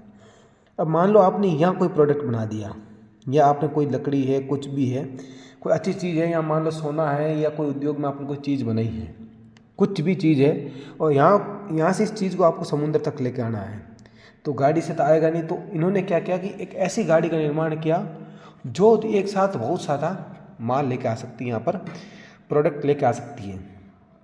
तो इसीलिए अंग्रेज़ों ने रेलवे का निर्माण किया अपने भलाई के लिए, साथ ही साथ अपना भी भला हो गया। तो रेलवे के निर्माण क्यों किया गया, कारण समझ में आ गया होगा कि जो बीच में जो राज्य थे वहाँ से सामान को बंदरगाह तक लाना है, तो अंग्रेज़ों को हिजरत थी। तो ये पहली बार जो शुरुआत की गई थी पुणे मुंबई से ठाणे के बीच, ठाणे एक जगह है महाराष्ट्र के अंदर, वहाँ पे इसके बीच में इस ट्रेन को चलाया गया था। व्यापार में सुविधा हुई, सैनिक आवागमन हुआ, भाई कभी आपको इधर से इधर जाना है तो लंबी डिस्टेंस को कवर करने के लिए एक ट्रेन के माध्यम से आसानी से हो सकता है। ये अंग्रेज़ों ने अपने बारे में सोचा, लेकिन आज के टाइम में आधुनिक परिवहन की कंडीशन में हमें हेल्प मिली इस चीज़ से, ये बताया गया। अच्छा चीज़ है कि पहले के टाइम में अंग्रेज़ों ने हमारे टाइम में हमारे देश के अंदर रेलवे परिवहन को बढ़ावा दिया। कारण था उनका अपना स्वार्थ था, लेकिन कुछ चीज़ें गलत करने के साथ साथ अच्छा हो जाता है, तो अच्छा ही हो गई कि भारत में अभी रेलवे की शुरुआत होगी। इन्होंने धन लुट ले जाने के लिए बंदरगाह तक सामान पहुंचाना है, कोई भी आइटम बंदरगाह तक पहुंचाना है, तो उसके लिए इनको परिवहन की आवश्यकता थी और वो परिवहन था रेलवे, तो इसलिए इन्होंने इसका निर्माण करवाया था। अगला क्वेश्चन देखो, 1857 का विद्रोह किससे शुरू हुआ था? तो जो चर्बी युक्त कारतूस थे, ऐसा बताया जाता कि मंगल पांडे जी को ऐसा बोला जाता कि इस कारतूस को आप मुंह से अलग कीजिएगा, तो उस कंडीशन में उन्होंने मना कर दिया। और इन्होंने मंगल पांडे जी ने, जो ये माना जाता कि गाय और सूअर के चर्बी युक्त कारतूस थे, इसलिए इन्होंने मना कर दिया। और ऐसा मना करने पर ये एक विद्रोह शुरू हो गया। 1857 की क्रांति बहुत महत्वपूर्ण क्रांति है। इससे क्वेश्चन आते हैं कि क्वेश्चन इस प्रकार से आएगा कि ये फिक्स लोकेशन दे देगा आपको, जैसे लखनऊ है, तो लखनऊ के अंदर जब विद्रोह हुआ तो उसका नेतृत्व करने वाला व्यक्ति कौन था, ऐसा क्वेश्चन आएगा आपके सामने। अलग अलग जगह का आपको दी जाएगी कि मेरठ का कौन था, झांसी का कौन था, तो इस प्रकार से यहाँ से क्वेश्चन बनता है। तो कारण पूछा जाता है किस वजह से ये शुरू हुआ था, तो शुरू होने का कारण था चर्बी युक्त कारतूस थे, मंगल पांडे जी ने ये काम किया था और इससे ब्रिटिश शासन हिला था, यानी उस पर आँच आई थी। लेकिन ये लंबा नहीं चला, इसका भी कई कारण रह गए थे। ठीक है, अगला क्वेश्चन देखो, क्वेश्चन नंबर है 1857 की क्रांति की रानी कौन थी? तो रानी लक्ष्मीबाई। आपने देखा होगा रानी लक्ष्मीबाई एक सीरियल था और उसमें पूरी 1857 की क्रांति के बारे में जिक्र होता है। तो ये झांसी की रानी, वीरता का प्रतीक, अंग्रेजों से युद्ध किया था, ग्वालियर में अपना बलिदान दिया था, राष्ट्रीय नायिका भी बोला जाता था उस टाइम उसे। तो रानी लक्ष्मीबाई 1857 की क्रांति के अंदर झांसी का नेतृत्व इसने किया था। अगला क्वेश्चन देखो, क्वेश्चन नंबर 76, 1857 के विद्रोह के बाद भारत का शासन किसके हाथ में आया? तो ब्रिटिश क्राउन करके नाम था, उसके हाथ में आया था भारत का शासन, यानी east India company. East India जो कंपनी थी इसको समाप्त कर दिया गया और 1857 के बाद ब्रिटिश क्राउन करके नाम था, उसके हाथों में भारत की सत्ता चली गई थी, ये ध्यान रखा। इसके बाद ही जो वायसराय नाम से जो पद था वो शुरू हुआ था, जो गवर्नर जनरल का पद क्या हो गया, खत्म हो गया था। भारत ब्रिटिश उपनिवेश बन चुका था, ये सब इसमें बताया गया है। रानी विक्टोरिया ने इसके बारे में घोषणा की थी ब्रिटिश क्राउन के बारे में, और 1857 की क्रांति के बारे में ऐसा हुआ था। तो कुछ शर्तें मंजूर हुई थी। ठीक है, अगला क्वेश्चन देखो, क्वेश्चन नंबर 77, भारतीय राष्ट्रीय कांग्रेस। आपने इसके बारे में बहुत अधिवेशन सुने होंगे। जब कांग्रेस बनी थी, भारतीय राष्ट्रीय कांग्रेस, इसकी स्थापना कब होती है? तो इसकी स्थापना होती है 1885 के अंदर। बहुत इंपॉर्टेंट डेट है, 1885 के अंदर किसकी स्थापना होती है? दिसंबर 1885 के अंदर राष्ट्रीय कांग्रेस की स्थापना होती है। करने वाले कौन थे? A.O. ह्यूम करने वाले थे। कौन थे? A.O. ह्यूम है। और इसके पहले अध्यक्ष थे व्योमकेश चंद्र बनर्जी, ये भी ध्यान रखना आपको। ठीक है, इसके पहले अध्यक्ष। जब पहली बारी बनी तो इसके अधिवेशन होने शुरू हुआ। जब पहली बार एक राष्ट्रीय कांग्रेस बनी, इसके अधिवेशन का मतलब है कोई किसी पर चर्चा करना, कोई बड़ा ऐसे लोगों का इकट्ठा होगा, इसके बारे में जानकारी देना, जो भी है अधिवेशन समझ जाओगे आप। ठीक है, तो जब ये 1885 में बनाने वाले थे, A.O. ह्यूम इनके द्वारा बनाया गया था। ठीक है, इस टाइम अंग्रेज था डफरिन, तो ऐसा बोलता है डफरिन के दिमाग की उपज है वो बोला जाता है राष्ट्रीय कांग्रेस को डफरिन नाम का अंग्रेज था यहाँ पे उस टाइम, डफरिन।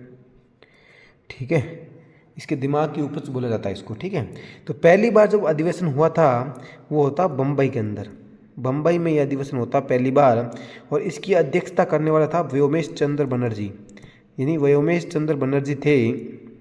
इन्होंने पहली बार इस अधिवेशन की क्या की थी? अध्यक्षता की थी। और ये एक प्रकार का एक राजनीतिक मंच था, भारतीयों के लिए एक राजनीतिक मंच था, और यहाँ से एक राष्ट्रीय आंदोलन की क्या होती है, शुरुआत होती है। उस टाइम गांधी जी भारत में नहीं थे। ये इस प्रकार से एक राष्ट्रीय कांग्रेस का निर्माण होता है। पहला अधिवेशन के बारे में बताया गया था। तो राष्ट्रीय जो कांग्रेस के जितने भी अधिवेशन हैं तो मेरा आपसे एक रिक्वेस्ट है कि इनको आप एक बार क्रम से याद कीजिएगा, इनको पढ़िएगा। एग्जाम यहाँ से क्वेश्चन आएगा। मैं आपके एक वीडियो लेकर आऊँगा राष्ट्रीय अधिवेशन, जो प्राइम मिनिस्टर हैं इनकी लिस्ट, और अंग्रेजों से रिलेटेड जितने भी जो गवर्नर हुए या वायसराय हुए, इनके बारे में आपको लिस्ट लेके आऊँगा। नेक्स्ट क्वेश्चन है क्वेश्चन नंबर 78, बंगाल विभाजन कब हुआ? तो बंगाल का जो विभाजन है, लॉर्ड कर्जन एक अंग्रेज थे, उन्होंने बोला कि बंगाल के क्या हो जाएंगे, टुकड़े हो जाएंगे। तो बंगाल विभाजन कब हुआ? तो बंगाल विभाजन की घोषणा 1905 के अंदर होती है, या बंगाल विभाजन 1905 के अंदर होता है। ये प्रशासनिक कारण बताए जाते हैं। किसने? लॉर्ड डलहौजी ने बोला कि प्रशासनिक कारण की वजह से बंगाल का विभाजन किया जा रहा है, लेकिन असली उद्देश्य था कि फूट डालना, कि लोगों के बीच में विभाजन का मतलब दो टुकड़े करना, दो गुट बना देना, एक स्टेट के दो टुकड़े कर देना। इससे क्या हो जाएगा? इससे क्या एक दूसरे में फूट पड़ेगी, एक दूसरे से लड़ जाएंगे। अंग्रेज़ों का सीधा सा मतलब था कि इनको आपस में लड़ाना और अपने को धन लूटना, बस सीधा सा फंडा था। तो लेकिन इसके जो विपक्ष में शुरू हुआ था वो हुआ था स्वदेशी आंदोलन। कलकत्ता के टाउन हॉल में स्वदेशी आंदोलन शुरू हो गया था।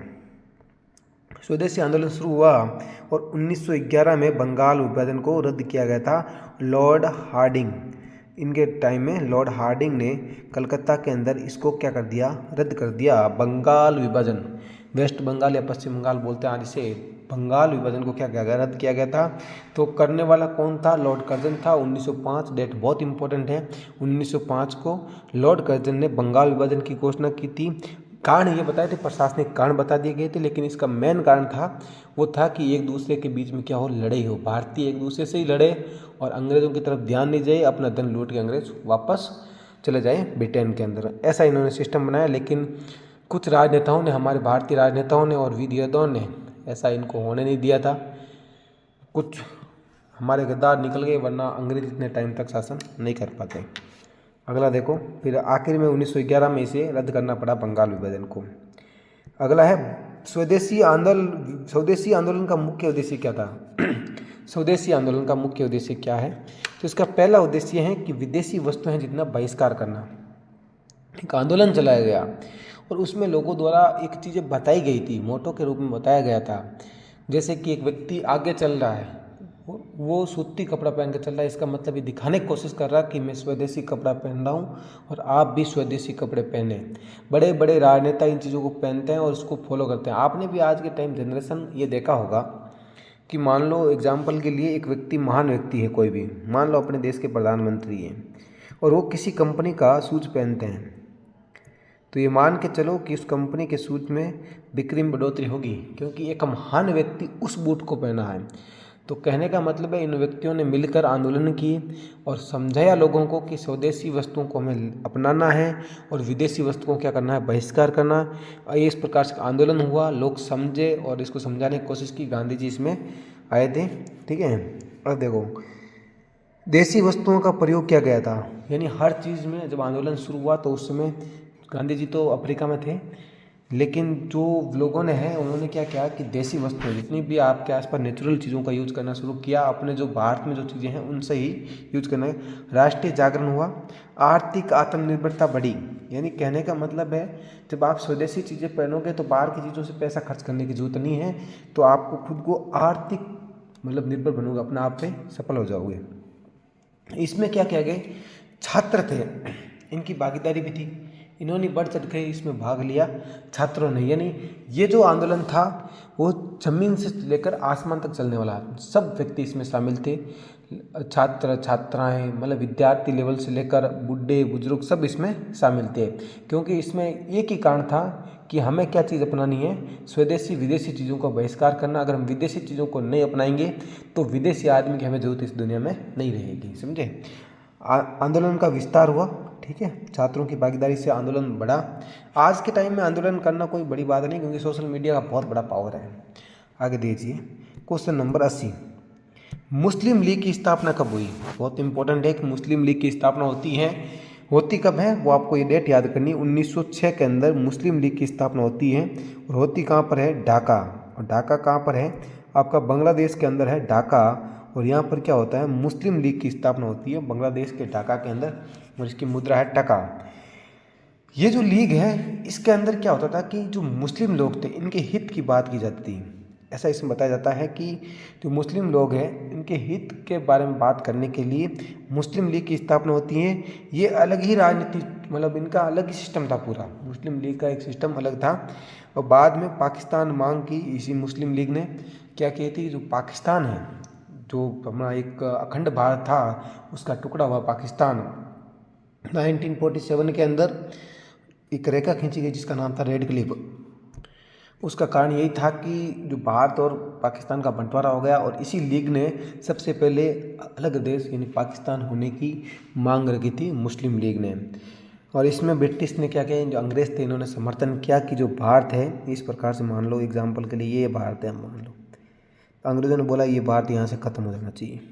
रेड क्लिफ रेखा यहाँ इस प्रकार से खींच दी गई थी, ये रेड क्लिफ रेखा, इधर हो जाएगा पाकिस्तान, इधर हो जाएगा भारत, और ये भी ख़त्म हो जाएगा इधर वाला भी। ये आपका पूर्वी पाकिस्तान नाम था, लेकिन अभी इसको बोलते हैं बांग्लादेश।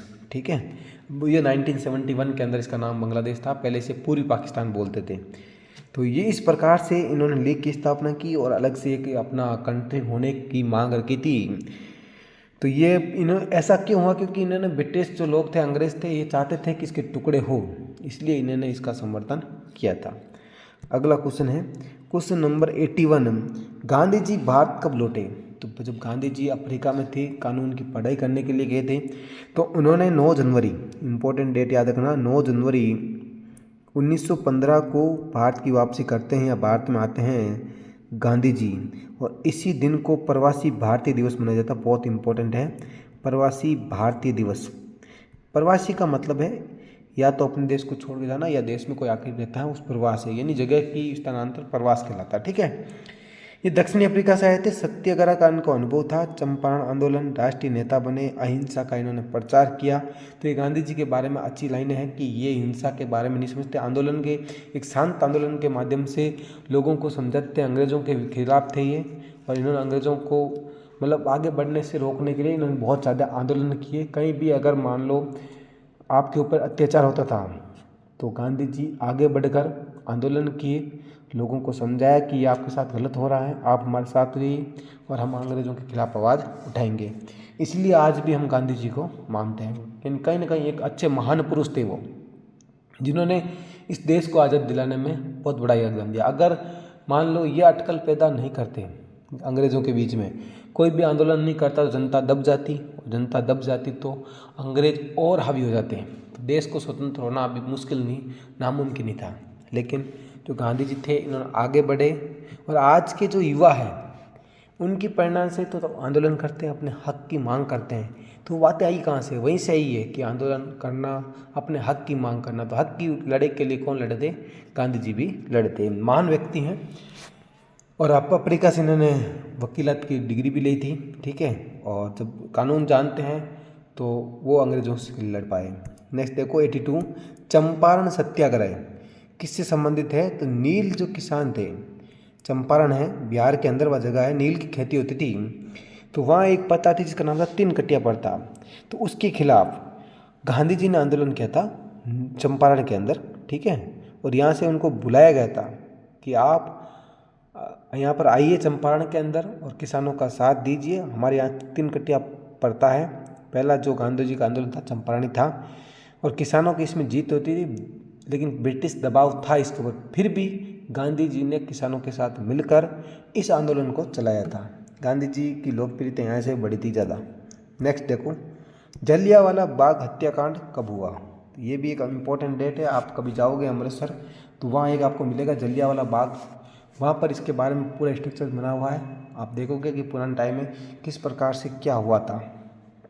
तो अंग्रेज़ थे, उनका शासन था, दबदबा था, अगर कोई आवाज़ उठाएगा तो आपके प्रति ये कर दिया जाएगा। तो हुआ क्या, देखो सुनो, इस प्रकार से कि जो अमृतसर है यहाँ पर किसी व्यक्ति को बंदी बना लिया, जैसे जो उनके नेता थे उनको बंदी बना लिया गए। तो इन्होंने क्या कि जो जब नेता कोई बंदी बना लिया जाएगा तो क्या इनके जो समर्थक थे वहाँ इकट्ठा हुए और इन्होंने एक आंदोलन करने की कोशिश की, एक मीटिंग की थी जलियांवाला बाग के अंदर। उसी टाइम जो जनरल डायर था उसने निहत्ती भीड़, जो भीड़ थी उसके ऊपर क्या करवा दी, गोलियां चलवा दी।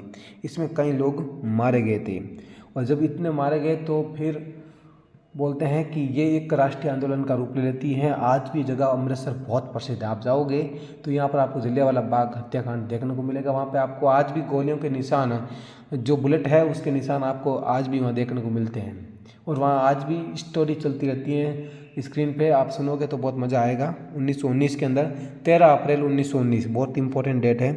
13 अप्रैल 1919 के अंदर जनरल ओडायर ने इन्हीं हत्या लोगों पर क्या करवा दी, फायर करवा दिया। ये थे जलियांवाला बाग हत्याकांड। अमृतसर इसकी जगह लिए फेमस है। अमृतसर के अंदर एक जगह मंदिर है गोल्डन टेम्पल, स्वर्ण मंदिर, ये आपको याद होना चाहिए, स्वर्ण मंदिर गोल्डन टेम्पल। इसके बारे में भी पूछा था राजा रणजीत सिंह। नेक्स्ट है असहयोग आंदोलन 1920। जो असहयोग आंदोलन है वो 1920 में गांधी जी के नेतृत्व में ये शुरू हुआ था और विदेशी वस्त्र का बहिष्कार इसमें बताया गया था। जनता की भागीदारी अहिंसक आंदोलन था। असहयोग आंदोलन बहुत जोरों शोरों से इसको शुरू किया गया था, लेकिन हुआ क्या कि जो चोरी चोरा घटना थी गोरखपुर के अंदर, जो चोरी चोरा घटना हुई थी, एक ट्रेन को लूटा गया था, चोरा चोरी घटना। इस घटना के बाद इसको क्या कर दिया गया, बंद कर दिया गया था असहयोग आंदोलन को। 2 फरवरी को ये घटना होती है और उसके बाद इसको बंद कर दिया गया था असहयोग आंदोलन जो 1920 के अंदर शुरू हुआ था। जो चोरा चोरी घटना थी, ठीक है, इसमें असहयोग आंदोलन था, उसको बंद करना पड़ा, इसका कारण यही था। नेक्स्ट क्वेश्चन देखो, सविनय अवज्ञा आंदोलन। सब ये जो आंदोलन है कि आपको ईयर याद होने चाहिए, कईयों की बाई डेट याद होनी चाहिए और कईयों के आपको ईयर याद होने चाहिए। आजकल कंपटीशन इस लेवल पे पहुंच गया कि लोगों को इनकी बाई डेट याद है, ईयर तो है ही है लेकिन बाई डेट की कईयों को याद है। तो 1930 के अंदर सविनय अवज्ञा आंदोलन शुरू होता है। उसी टाइम क्या होता है, दांडी मार्च, नमक कानून तोड़ो, नमक पे टैक्स था, इस पे ब्रिटिश कानूनों के उल्लंघन के बारे में इसमें बताया गया, इसके खिलाफ आंदोलन हुआ था। महिलाओं की भागीदारी थी इसमें सविनय अवज्ञा आंदोलन के अंदर। राष्ट्रीय आंदोलन बहुत चरम पर, बहुत हेवी लेवल पे हुआ था यहाँ पर। इसने ही तो हमें एक स्वराज की नींव रखी थी 1930 के अंदर, आपको पहले बताया 26 जनवरी 1930, वहीं से मामला सब बना था। और फिर गांधी जी ने ये सोच लिया, उनके साथियों ने ये सोच लिया कि अब हम स्वतंत्र होकर रहेंगे चाहे कुछ भी हो जाए। और मीटिंगें होती हैं बड़ी लेवल पे, गोल में सम्मेलन भी होते हैं, आपने देखा होगा। और उसमें हर बार यही बात की जाती है कि हम स्वतंत्र होना चाहते हैं और हमें स्वतंत्र कीजिए, या तो आप कीजिए, नियम आंदोलन के द्वारा स्वतंत्र होंगे। ये इस प्रकार से सविनय अवज्ञा आंदोलन है 1930 के अंदर शुरू होता है। नेक्स्ट है आपके सामने भारत छोड़ो आंदोलन कब शुरू हुआ। जो भारत छोड़ो, अब जब भारतीय का नारा लगाते हैं कि भारत छोड़ो, अंग्रेजों भारत छोड़ो, ये नारा कब दिया गया था, तो 8 अगस्त की रात 12 बजे, इसलिए इसको 9 अगस्त भी बोलते हैं, ठीक है, 9 अगस्त को। और 1942 के अंदर भारत छोड़ो आंदोलन की शुरुआत होती है। इसमें ये गांधी जी ने एक बोला था, करो या मरो, या तो आप इनको बाहर निकालो या खुद मर जाओ, यहाँ अंग्रेजों को अब नहीं रखना है। द्वितीय विश्व युद्ध भी था, आपने सुना होगा द्वितीय विश्व युद्ध के बारे में। द्वितीय विश्व युद्ध हुआ होता है 1939 से लेकर 1945 के बीच। इसके दौरान 6 अगस्त 1945 और 9 अगस्त 1945 2 डेट ऐसी थी जब जापान के 2 शहर हिरोशिमा और नागासाकी पर अमेरिका ने 2 परमाणु अटैक किए थे। ये वही टाइम है द्वितीय विश्व युद्ध, सेकेंड वर्ल्ड वार बोलते हैं, और 1939 से लेकर 1945 के बीच चला था। तो एक तरफ तो वर्ल्ड वार और दूसरी तरफ ये आंदोलन बहुत ही भयंकर रूप था। और भारतीयों ने बोला कि अंग्रेज अब तुम भारत को छोड़ दो, और भारत के अंदर विद्रोह होने लगे थे। और उस टाइम स्वतंत्रता हमारे नज़दीक लगने लगी लोगों को कि अब हम स्वतंत्र होने वाले हैं, क्योंकि जो आंदोलन है बहुत उग्र रूप ले चुका था। नेक्स्ट क्वेश्चन है क्वेश्चन नंबर 87, आज़ाद हिंद फौज के नेता कौन थे, यानी जो आज़ाद हिंद फौज थी इसके नेतृत्व करने वाले थे सुभाष चंद्र बोस। पूरी हिस्ट्री का भी क्वेश्चन लिए, लेकिन इनका नाम अब आया है सुभाष चंद्र बोस। आप भी आज भी हम कभी भी गणतंत्र दिवस या स्वतंत्र दिवस मनाते हैं, उस टाइम इनके तस्वीरें लगाई जाती हैं, क्योंकि इन्होंने अपने देश को स्वतंत्र और गणतंत्रता दिलाने में बहुत बड़ा योगदान था इनका। ये एक नेताजी कहलाए। इन्होंने नारा दिया था जय हिंद का, ये ध्यान रखना, इन्होंने एक नारा दिया जय हिंद का। और जर्मनी और जापान का सहयोग था इस फौज को बनाने में। लेकिन ब्रिटिश ने इसका विरोध किया था। आज़ाद हिंद जो फौज बनी है इसमें 2 देश जर्मनी और जापान ने इन फौज को बनाने में सहयोग किया था, लेकिन ब्रिटिश यानी अंग्रेज थे, इन्होंने बोला नहीं, फौज होनी नहीं चाहिए भारतीयों की, हम अपनी फौज के दम पे, यानी भारतीयों को डरा धमका के रखने का सब सिस्टम था। नेक्स्ट क्वेश्चन है question number 88, cabinet mission Bharat कब आया? यानी जो कैबिनेट मिशन है, जब 1942 के अंदर भारत छोड़ो आंदोलन, फिर 1946 के अंदर कैबिनेट मिशन भारत में आता है और वो बोलता है कि हम आपके संविधान के बारे में और हम आपको एक डेट बताएंगे कब आपका भारत स्वतंत्र हो गया, यानी सलाह देने के लिए, एक रास्ता बताने के लिए आए कि अब आपको क्या करना स्वतंत्र होने के बाद। संविधान की योजना के बारे में बताया, विभाजन टालने का प्रयास किया गया, यानी जो 2 टुकड़े होने थे उसको टालने का इसमें प्रयास किया गया, लेकिन ये असफल रहा क्योंकि मुस्लिम लीग ने इसका समर्थन नहीं किया, बोला हम बंटवारा चाहते हैं। ठीक है, इस प्रकार से ये जो कैबिनेट मिशन है भारत में आया था और उसका सीधा सा उद्देश्य समझ में आ रहा होगा कि किस लिए आया था। ये अपने को संविधान बनाने के लिए बताने के बारे में, संविधान के बारे में और अंतरिम सरकार की योजना के बारे में और प्रांतों का संघ बनाने के लिए और साथ ही साथ विभाजन टालने का प्रयास था, लेकिन जो मुस्लिम लीग थी वो नहीं मानी थी और अंत के अंदर ये सिस्टम क्या हो गया, असफल हो गया था। अगला क्वेश्चन है भारत का विभाजन कब हुआ? 1947 के अंदर भारत का विभाजन होता है। ऐसा मानते हैं कि 14 अगस्त को भारत से एक दिन पहले बनता पाकिस्तान और 15 अगस्त भारत क्या हो जाता है, स्वतंत्र हो जाता है। ऐसी डेटें आपको देखने को मिलती हैं। अच्छे क्वेश्चन है, आप मेरे को कमेंट कीजिए। एक शानदार क्वेश्चन पूछता हूँ कि भारत के साथ साथ किन किन देशों का स्वतंत्र दिवस मनाया जाता है, ये अच्छा क्वेश्चन है, बताइए मेरे को। यहाँ 1947 को अंदर भारत स्वतंत्र हो गया और ब्रिटिश शासन क्या हो गया, समाप्त हो गया। ये एक ऐतिहासिक परिवर्तन था। उसी टाइम से हम स्वतंत्र हुए, हमारे कानून बने, हमारे नियम बने, उससे पहले हमारे पास कुछ भी नहीं था।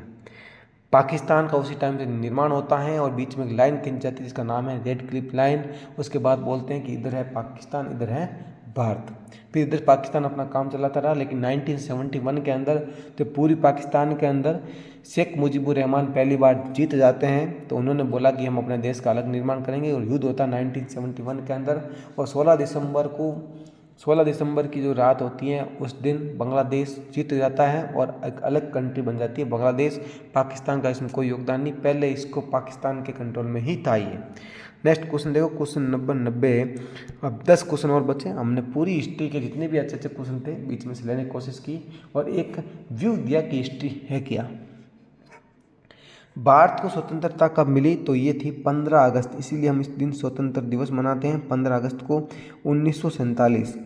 ये आपको चीज़ें पता होनी चाहिए। आप स्टूडेंट हो, एक स्कूल के स्टूडेंट हो, विद्यार्थी के रूप में काम कर रहे हो या कंपटीशन की तैयारी कर रहे हो, तो भी आपको इन चीज़ों के बारे में पता होना चाहिए। अपने देश के बारे में इन चीज़ों के बारे में आपको पता नहीं है तो आप किस चीज़ की तैयारी कर रहे हो, फिर तो पता होना चाहिए।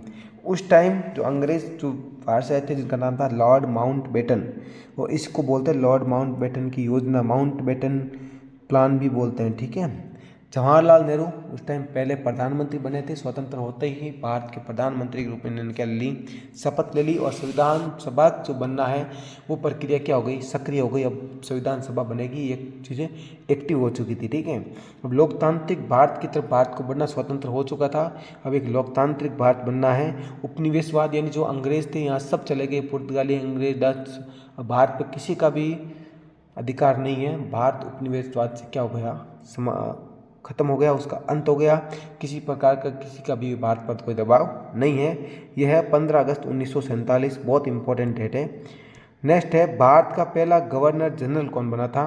तो ये ध्यान रखना है, भारत का पहला वो थे, स्वतंत्र भारत के पहले गवर्नर जनरल थे वो थे लॉर्ड माउंटबेटन, और अंतिम वायसराय थे, ये भी आपको पता होना चाहिए। जो अंग्रेज वायसराय थे अंतिम, और भारत के पहले गवर्नर जनरल बने थे लॉर्ड माउंटबेटन। उस टाइम सत्ता का क्या हुआ, हस्तांतरण, यानी भारत को अपनी सत्ता वापस दे दी गई थी। संविधान सभा इसके समर्थन में थी। ब्रिटिश प्रतिनिधि यहाँ से ऐतिहासिक भूमिका और सब कुछ ये चीज़ें थी, ये तब हुई थी जब भारत स्वतंत्र हुआ था, उससे पहले कुछ भी नहीं हुआ।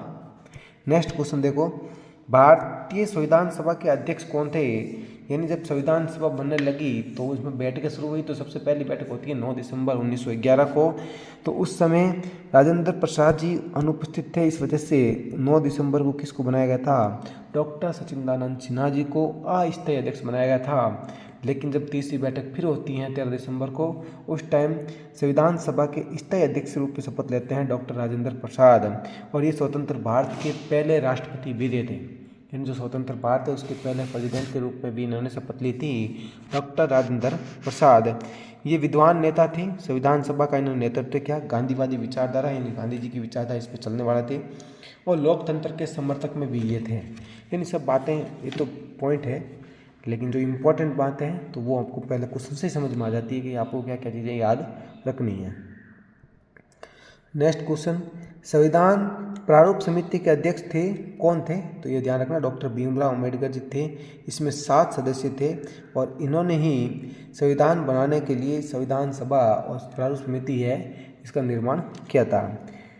नेक्स्ट देखो क्वेश्चन नंबर 94, संविधान कब लागू हुआ, तो हमारा संविधान पहले संविधान सभा ने संविधान बना दिया था 26 नवंबर 1949 के अंदर हमारा संविधान बनके तैयार हो गया।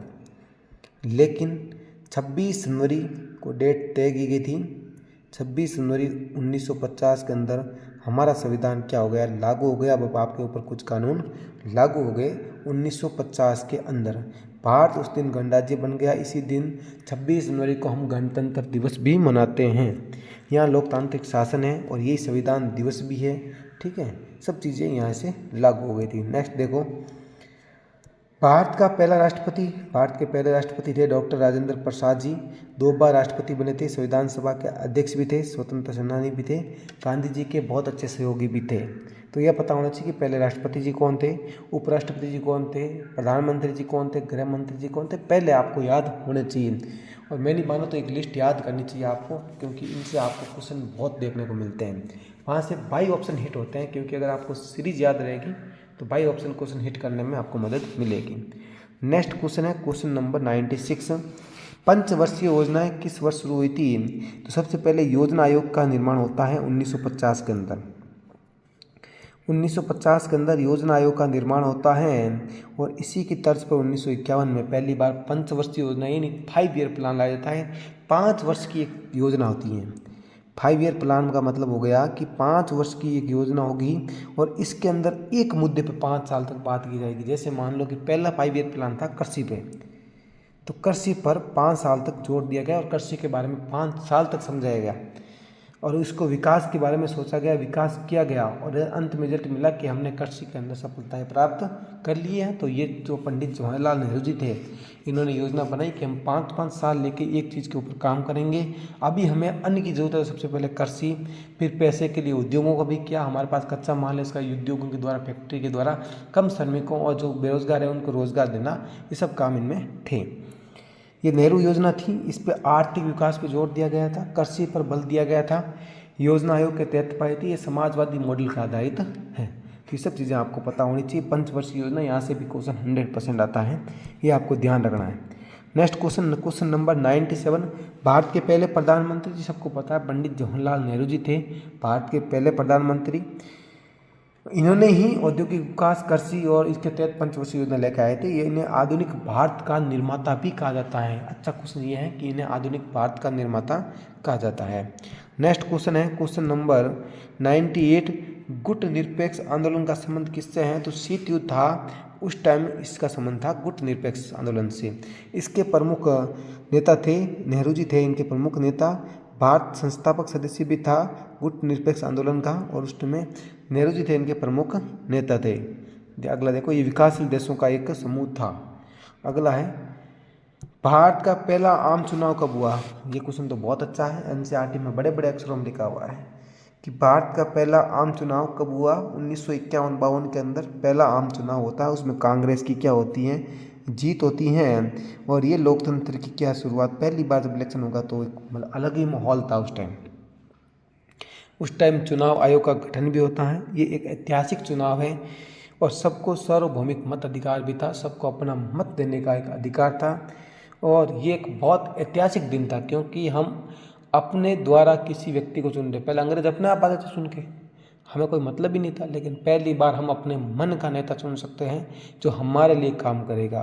तो ये एक ऐतिहासिक दिन था। उस टाइम चुनाव आयोग, इलेक्शन कमीशन का भी निर्माण हुआ था। नेक्स्ट क्वेश्चन देखो, लास्ट एंड फास्ट क्वेश्चन है, क्वेश्चन नंबर 100। मैंने आपको 100 क्वेश्चन करवा दिए हैं बहुत कम टाइम के अंदर, और इससे आपको जो एनसीईआरटी की बेसिक चीज़ें हैं वो समझ में आएगी, और इससे आप बड़े बड़े क्वेश्चन को चुटकियों में सॉल्व कर सकते हो।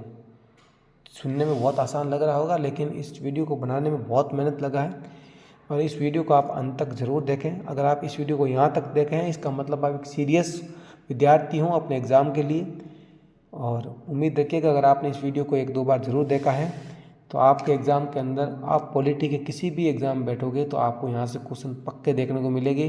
जितनी मैंने बातें बोली हैं, मैं थोड़ा बेसिक समझाने की कोशिश करता हूँ कि अगर आप एक नए विद्यार्थी हो तो एग्ज़ाम को आसानी से हिट करें। पहले हम क्वेश्चन नंबर 100 को सोल्व कर लेते हैं, फिर 2 मिनट आपसे छोटी सी बात करते हैं एग्ज़ाम के लिए।